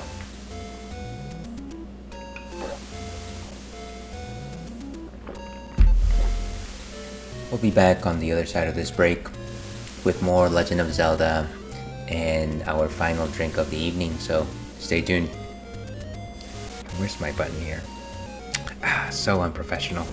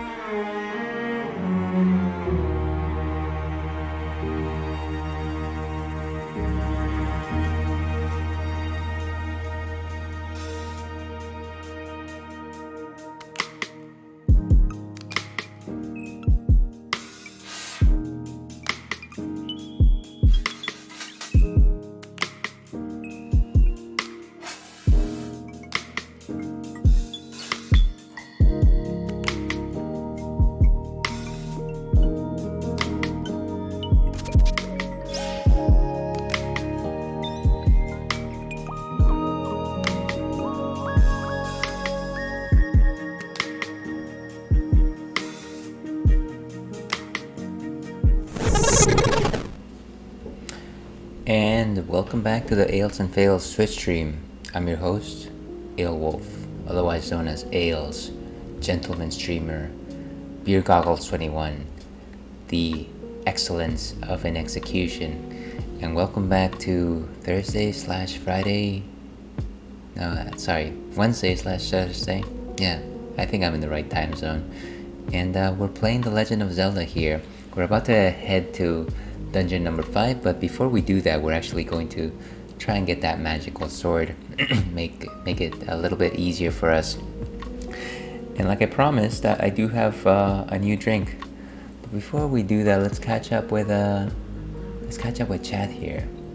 I guess my question narrows down to that my mind is very peaceful, but my mind or ego also feels like who she was is not good enough for me in comparison to the rest of the recent girls I've been with. Nobody's perfect, including myself, and I don't want to think that she was my last. It feels humiliating, but how can I shift my perspective so I don't feel like I'm being choked by feeling like I let the people in the past down? Well, I mean, once again, that question has layers. But I will say that you can't blame yourself for not understanding who you were before, right? That you're going through a process, you're learning about yourself, you're understanding your own limitations, your own passions. And so the way that you judge people in the past is not who you are today. It would be folly to say, you know what, perhaps you made a mistake, but it is not something that should keep you up at night. You are simply a growing, living thing, and to suggest that you have to carry every single one of your scars with you every time you meet a new person, or you think that you're going to meet a new person, is not a healthy exercise, at least from my perspective. She has her redeeming qualities like smart independence, a nice one, and submissive, but some life lessons I've learned. Now, of course, and I think it's always going to be an equation. It's always going to be a balancing equation, whether or not somebody every single person out there has excellent qualities. That is a guarantee. But every single person out there has not so great qualities. And you are the sole judge of whether or not the goods overcome the bads, or vice versa, right? So, there's way too many examples to suggest that, and of course you're gonna have your own priorities. I would say be true to yourself. That's really the only way that you can actually make up your mind. And yes, I am Mama Ale's baby boy. I like that you remember that, actually. that is a good one. Oh yeah, what we have tonight to end the stream is Backwoods Bastard, which is this old man over here. I don't know if you can see it. The camera's kind of doing funky things. But yeah, this one is from our friends at Founders Brewing, and we do like Founders Brewing. This is an ale aged in oak bourbon barrels. And this one specifically is a Scotch ale that is aged in bourbon barrels. So of course a Scotch ale is an ale that originated in Scotland. It's generally higher alcohol volume if it's got above a 6% or so, and it's made with darker malts. Very low bitterness, very rich, caramel-like. It's also got a slight smokiness to it, I find. As for bourbon barrel aging, that's simply when you age a beer, inside a barrel that used to house bourbon, which gives it like a slightly more mellow, sweeter, bourbon-like taste. If you are one with the bourbons. Let's see. I appreciate the scars metaphor. You know what? There is no life lesson, good or bad, that doesn't in some way make a scar in your soul. At least that's how I like to think about it. Because even the positive ones, when I think about people like my mom, who she's still with us, and she's taught me a lot, and I will never forget the things that she taught me, and these are scars, because you know what, no matter what I do, these are things that are indelible. Mama Ale's baby boy. I always get it wrong, but I get close to the meaning. Haha. Damn, that's deep. Yeah, it's a. Like I said, glad you enjoyed it. Let's see what Untapped has to say in terms of Backwoods Bastard. So we've had it a few times before on stream. It's a healthy 11% alcohol by volume. Expect lovely, warm smells of single malt scotch, oaky bourbon barrels, smoke, sweet caramel, and roasted malts. A bit of earthy spice and a scintilla of dark fruit. It's a kickback sipper made to excite the palate. And a distribution note, now available year-round beginning April of 2018. Good that I am living on this side of that fence. So let's go back over here and let's simply taste this. Like I said, always a good finisher. Honestly, anything that's aged in bourbon barrels is generally a good finisher.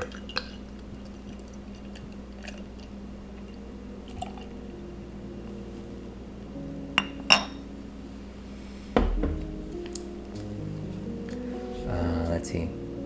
So good notes in terms of sweetness. You can definitely sense the caramel there. No notes of bitterness. Some dankness from the fermentation process. Ales is Batman from this dimension with the Untapped entry.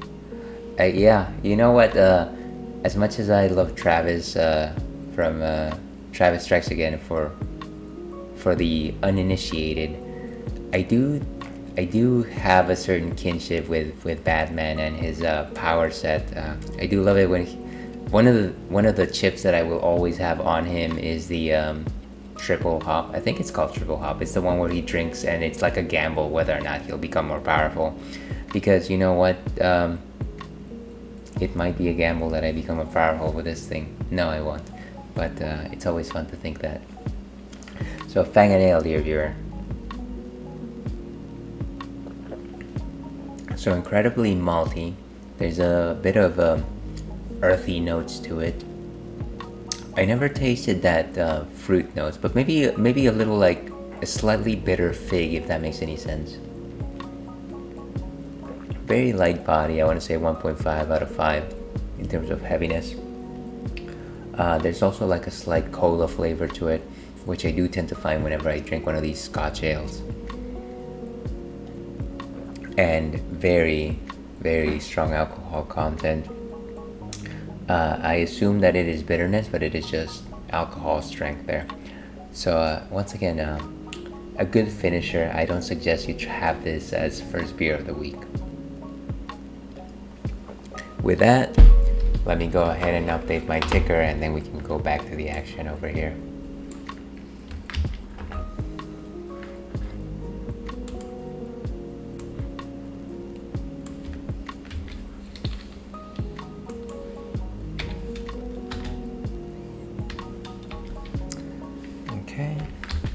I think that's it.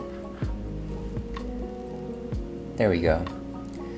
And let me enter this. A healthy 3.75.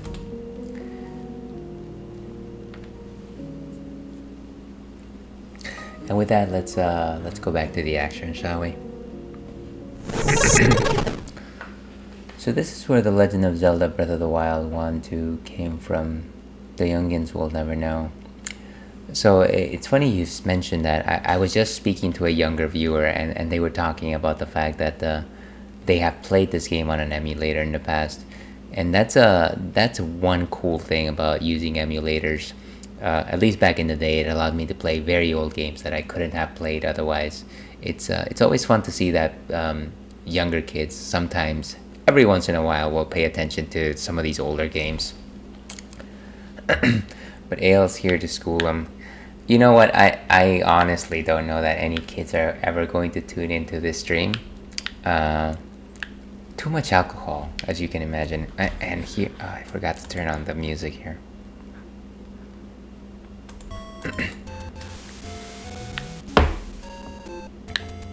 Okay, and we are going all the way to... Alright, the magical sword. Yes.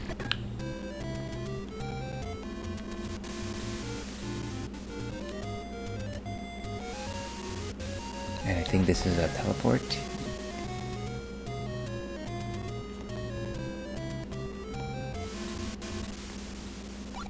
Alright, take any road you want. This is maybe what I'm looking for.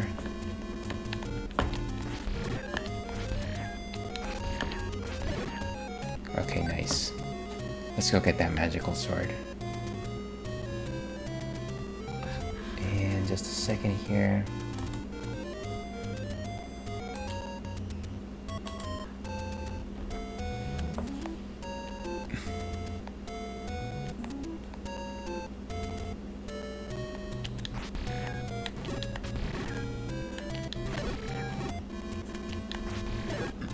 These guys take quite a beating before they go down. Okay, so now we are in the graveyard, and these ghosts take even more of a beating.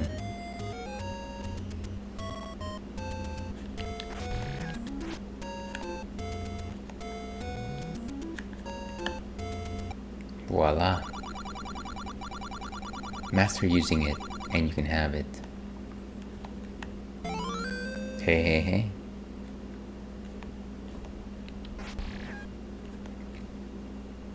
One thing I really don't regret is how she... that's well, I'm glad you had a good time. Alright, so we got our magical sword. Let's go back to the area with level 5.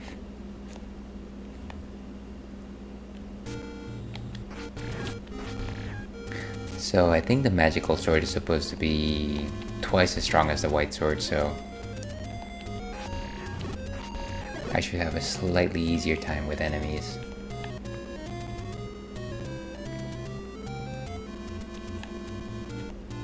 Maybe.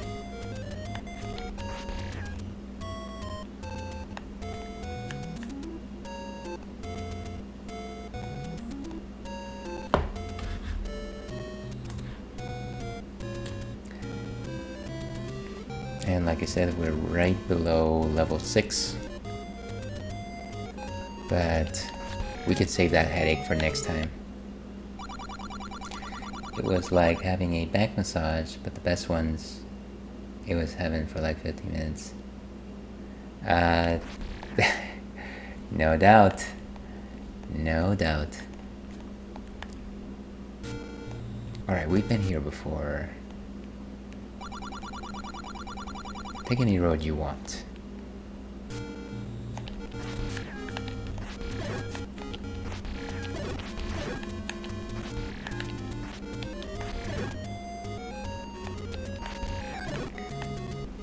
Your reaction is so candid. I love it.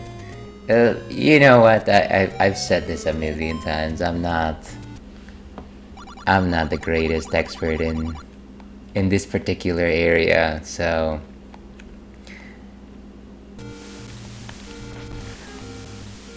what you see is what you get.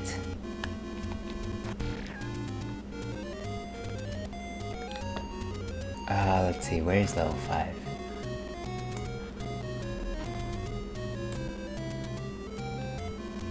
Okay, so I think we need to go left and then keep going up.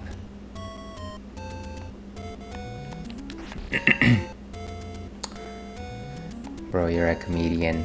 You know, I do try to put on a good show. Though I might not be so good at it.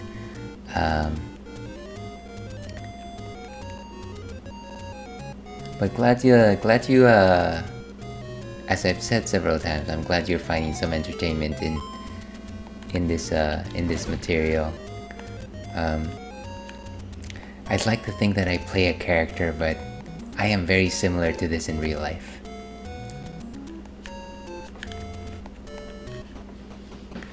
Alright, level 5. So, let me see if I can find a map over here. Just a second here.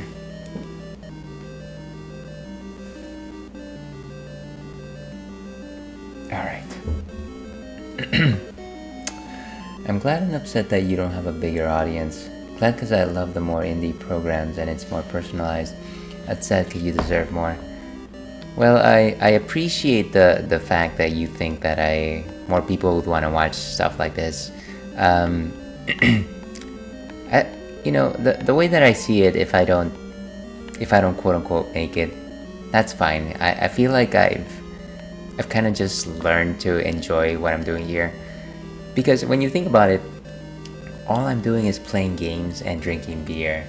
These are literally my two favorite activities. So there's no time lost here. I also do get to simply just talk to random people. Sorry, that was a bit pejorative. I also get to talk to people, much like yourself, and sometimes it's neat to have some of these conversations that I wouldn't have ever had I not been on this platform. So it's kind of neat. I've got to say, and there's no expectations here. Like, nobody's expecting me to play a great game. It would be kind of silly to think that. So I'm enjoying it for what it is. Okay, and I think these guys go down with arrows, if I'm not mistaken. Bro, I'll remember you. Well, I appreciate that. Here's hoping that when it's all said and done, that somebody remembers me. No, that's okay. I'll be in the tomb of the unknown soldier.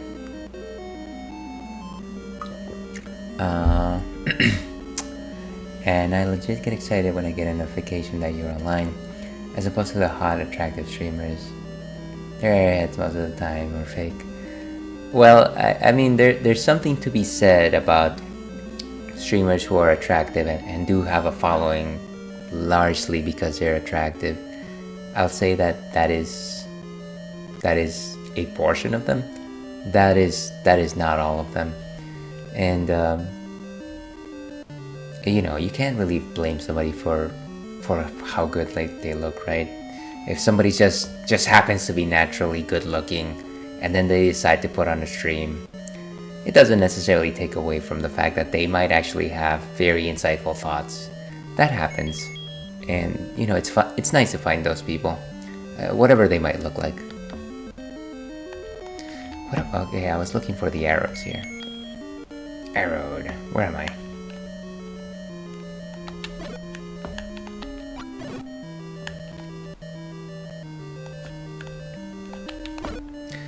Man, these guys are...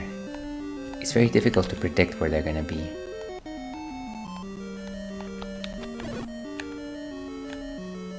And like I said, every time you shoot an arrow, you actually lose a rupee. Yeah, for sure, still though, your content and banter is great. A lot of cool personality. And again, I appreciate it. Trust me when I say I'm not that cool in real life. I think a lot, but honestly, I should probably follow a lot of the things that I say myself. Alright.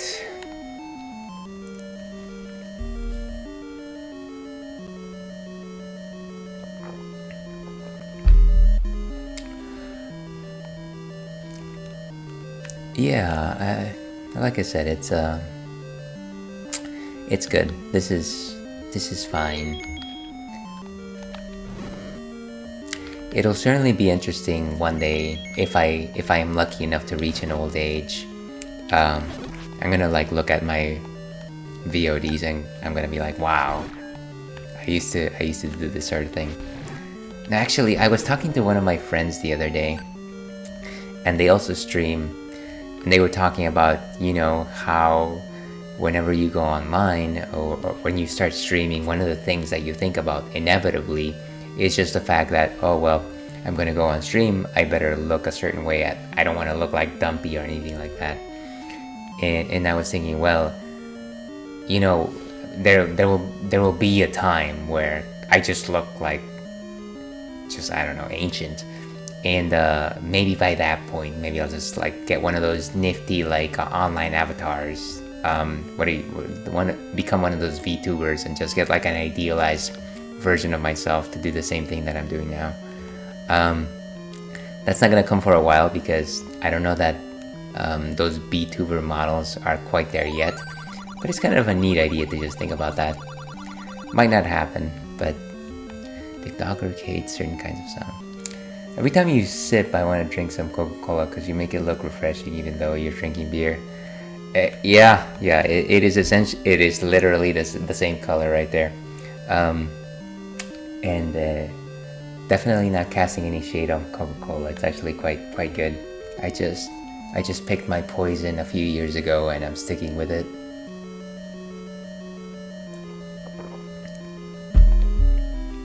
I feel like sometimes people are too judgmental when people talk about drinking soda or just soft drinks in general.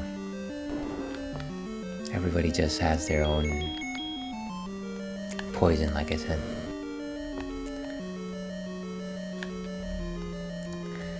Okay, let's see. I didn't even put up a map of level 5 here. And level 5 is the lizard.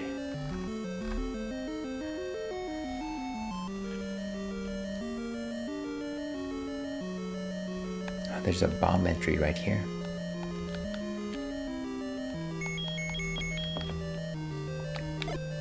Boom.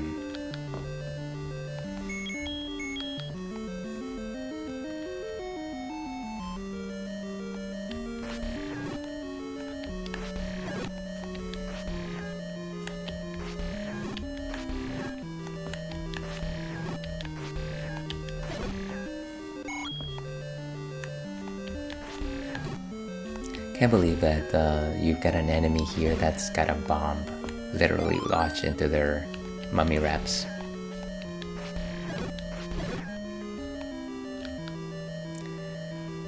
Okay, so we can't really go down, but we can certainly go to the side. The mouth of the lizard, as they say. Speaking of that lizard, I heard from some of my friends that that new Spider-Man movie came out. I am eager to see it. I was very... oh, these guys.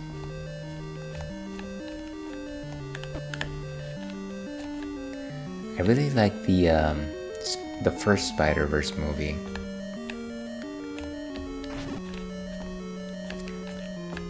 So I am looking forward to seeing the second one. I need a bomb here. Actually, I was supposed to determine whether or not... no, arrows don't do a thing for these guys. But yeah, that... nice. I'm gonna watch it tomorrow night. Haven't seen the first Spider-Verse. Well, let me know how that goes.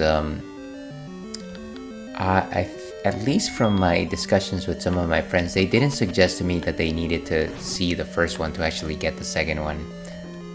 So I hope you enjoy it.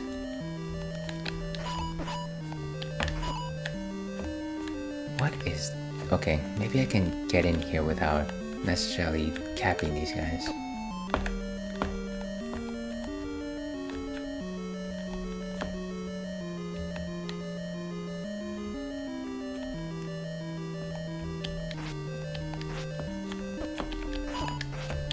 Wow.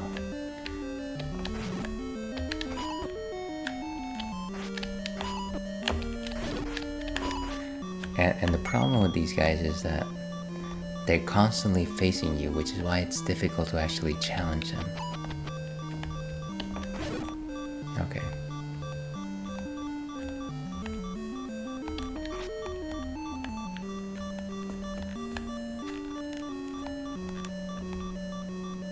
If I just wait them out here. That doesn't seem like a very sound plan. Wow.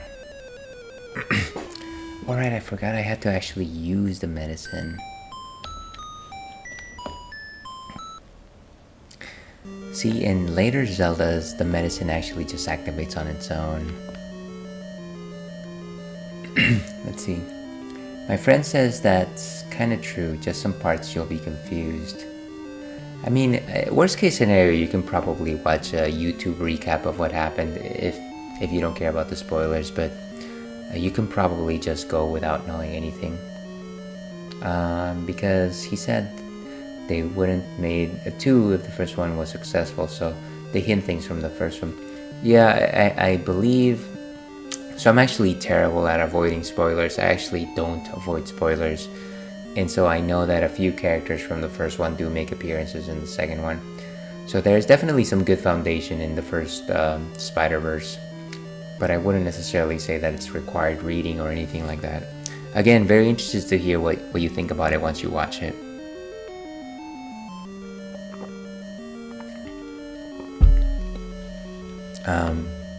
And if you ever watch the first one, I'd love to hear what you have to think about it, just because I definitely have thoughts on that one. Do I really want to go in here with 3 hearts? What's the alternative here? Is there a fairy fountain anywhere around here?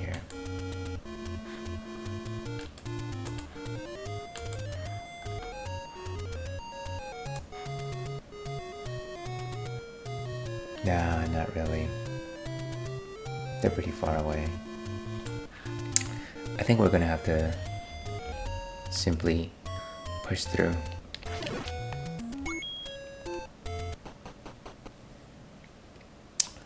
Let's see. People are giving it a lot of praise. Yeah, that's true. There's a lot of just like online love for this particular movie. I'm against popular opinion, but I have to bite it because it's Spider-Man. So I'm assuming that Spider-Man is one of your favorite characters, or at least the things that you have seen with Spider-Man are things that you enjoy. I think it's very difficult not to relate to Spider-Man. He is kind of the every person in many ways. I won't be a hipster and say it's bad if it's actually good. That's yeah, I see what you mean. Okay, let's get those arrows.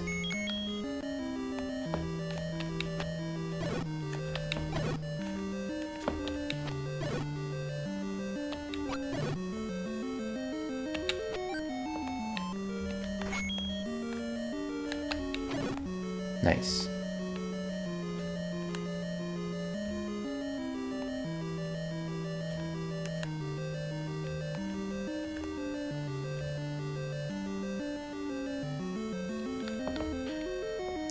I wonder if the candle hurts these mummies more than...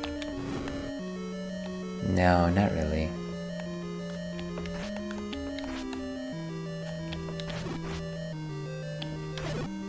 Nice.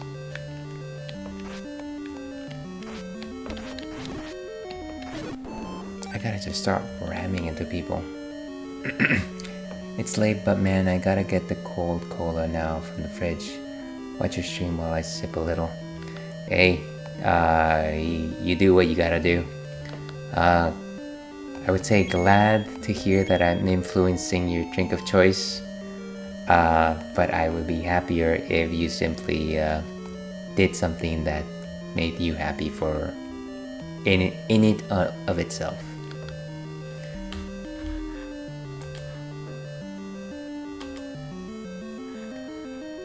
Random ads here. Okay.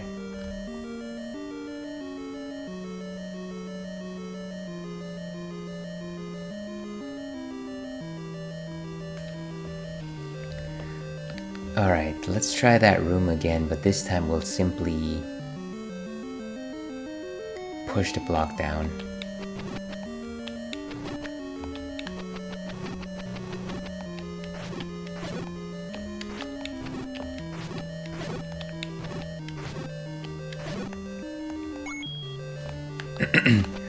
That's deep and real. Most people won't tell you that. Well, you know what? It's very difficult sometimes for people not to see things selfishly. And you know what? That's okay. I think most people are generally looking out for themselves, and you can't really blame them for it. That's just human nature.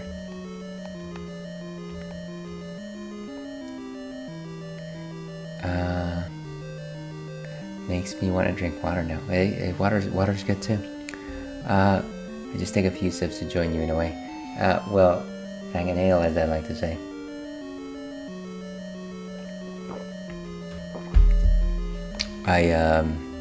Sometimes I think You know what? I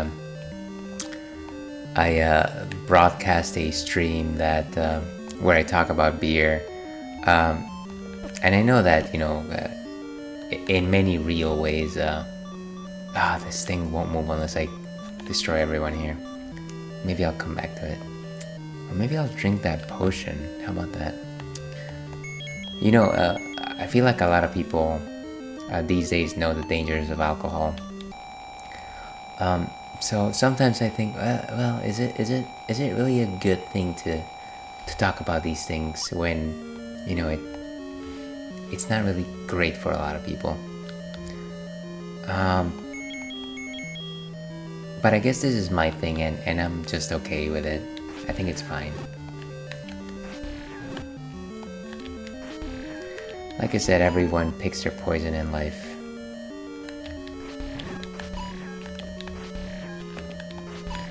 Man, these things are aggressive.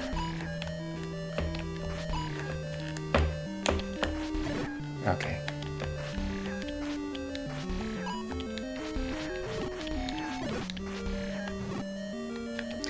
Okay, so the potion helped us out once.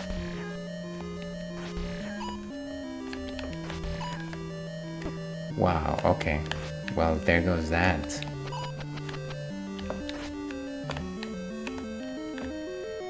Seriously, it's like they just home in on you.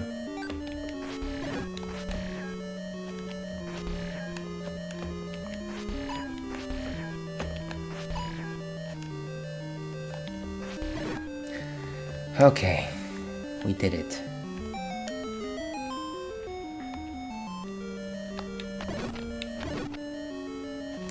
Where does this lead anyways? I can't imagine that it is something absolutely important if it was so hard to get to in the first place. Where are we? Wow, all the way to the top.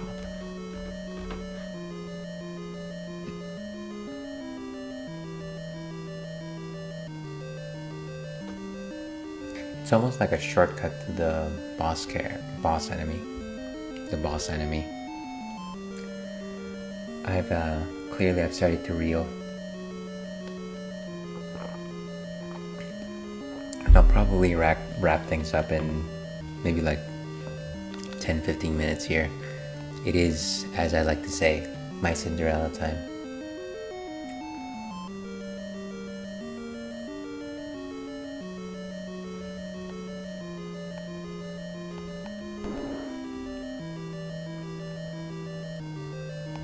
Oh, great, another one of these.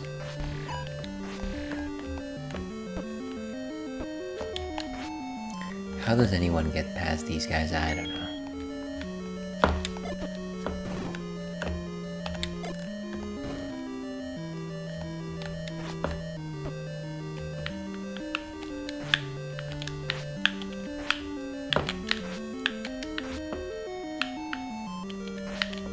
And again, it's the sort of thing where I would have an easier time if they didn't come in such high numbers. Okay, nice.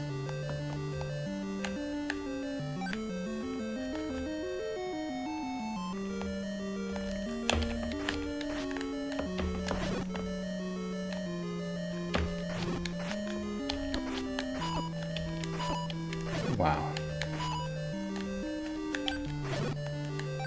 Okay, getting some life back here.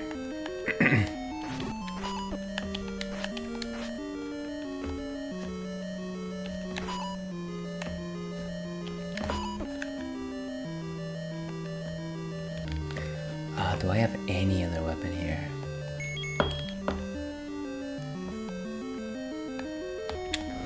No.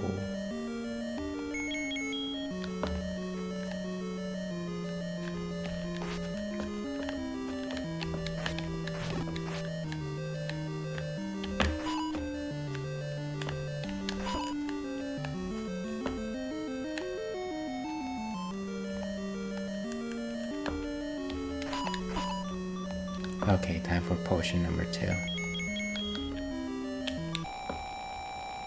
Let's see. For some reason, after yesterday, made me want to get with a Cute Asian girl, and I don't even like Asians. Weird. That's a mood, as they say.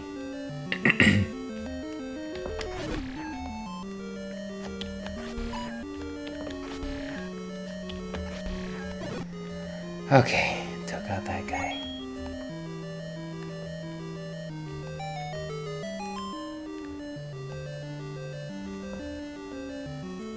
Alright, so this is where the recorder is found. Or the flute, whatever you want to call it.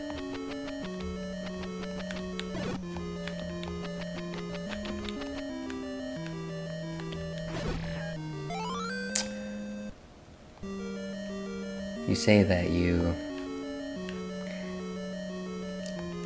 I am not going to judge your predilections. That,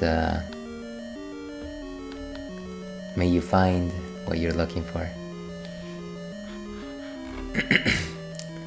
Okay. So let's go back the way we came. And let's try to build out the rest of this map. And like I said, maybe slightly under 10 more minutes here.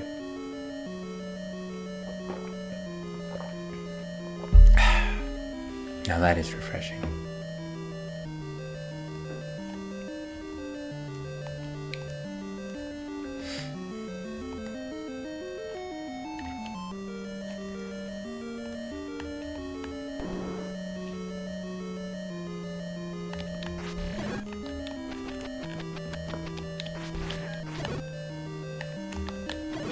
So many bats.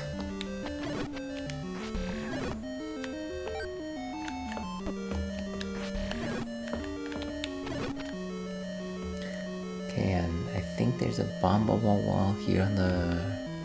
I gotta stop wasting my bombs on these other creatures.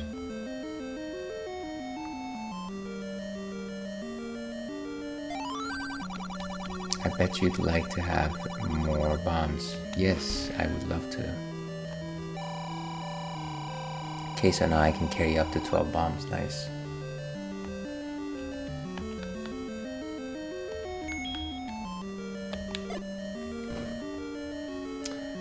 And that didn't work out. I think that's as much as I can do on this part of the map, actually. I don't think I can go in that direction.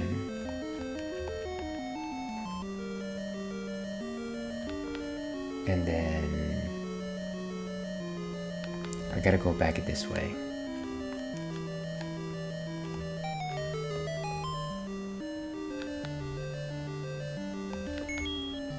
And I'll probably go back to the entrance of the dungeon because I definitely need to get more medicine before I proceed any further. This room.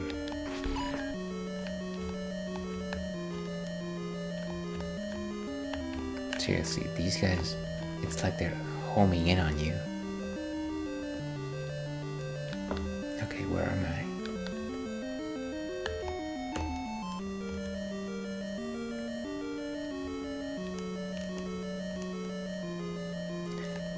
Boom, boom, boom.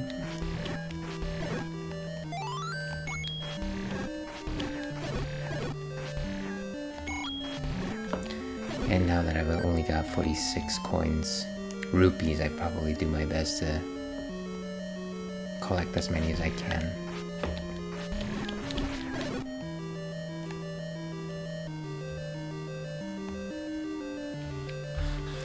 Okay, so where are we now? 210. I think we're good. I think this is fine. Let's call it here. Oh, wait a second. Going back to when we get invested, when we do the deed, but this time it feels like I didn't do anything, but I did. But this time it feels like I didn't do anything, but I did. Why is that? Well, I mean, I feel like there's a few factors there. I feel like it might... once again, I'm making a lot of assumptions here, but it might feel more superficial, more shallow if you don't have that stronger connection with that individual. As much as I hate to say it, something to take into account is always how often you connected to a person in that way, right? And unless it is significant, if it is something that you're simply going through, or if you simply didn't feel that particular connection with that person, then I would assume that yes, sometimes it does feel a little bit emptier. Maybe it feels not as significant as you did before. That would probably be my primary thought in terms of that. Let me go back to intermission here.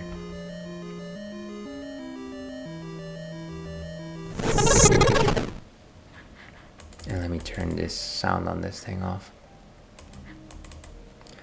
Let's see, lately I just haven't been thinking much, and I like that. It makes sense. Thank you.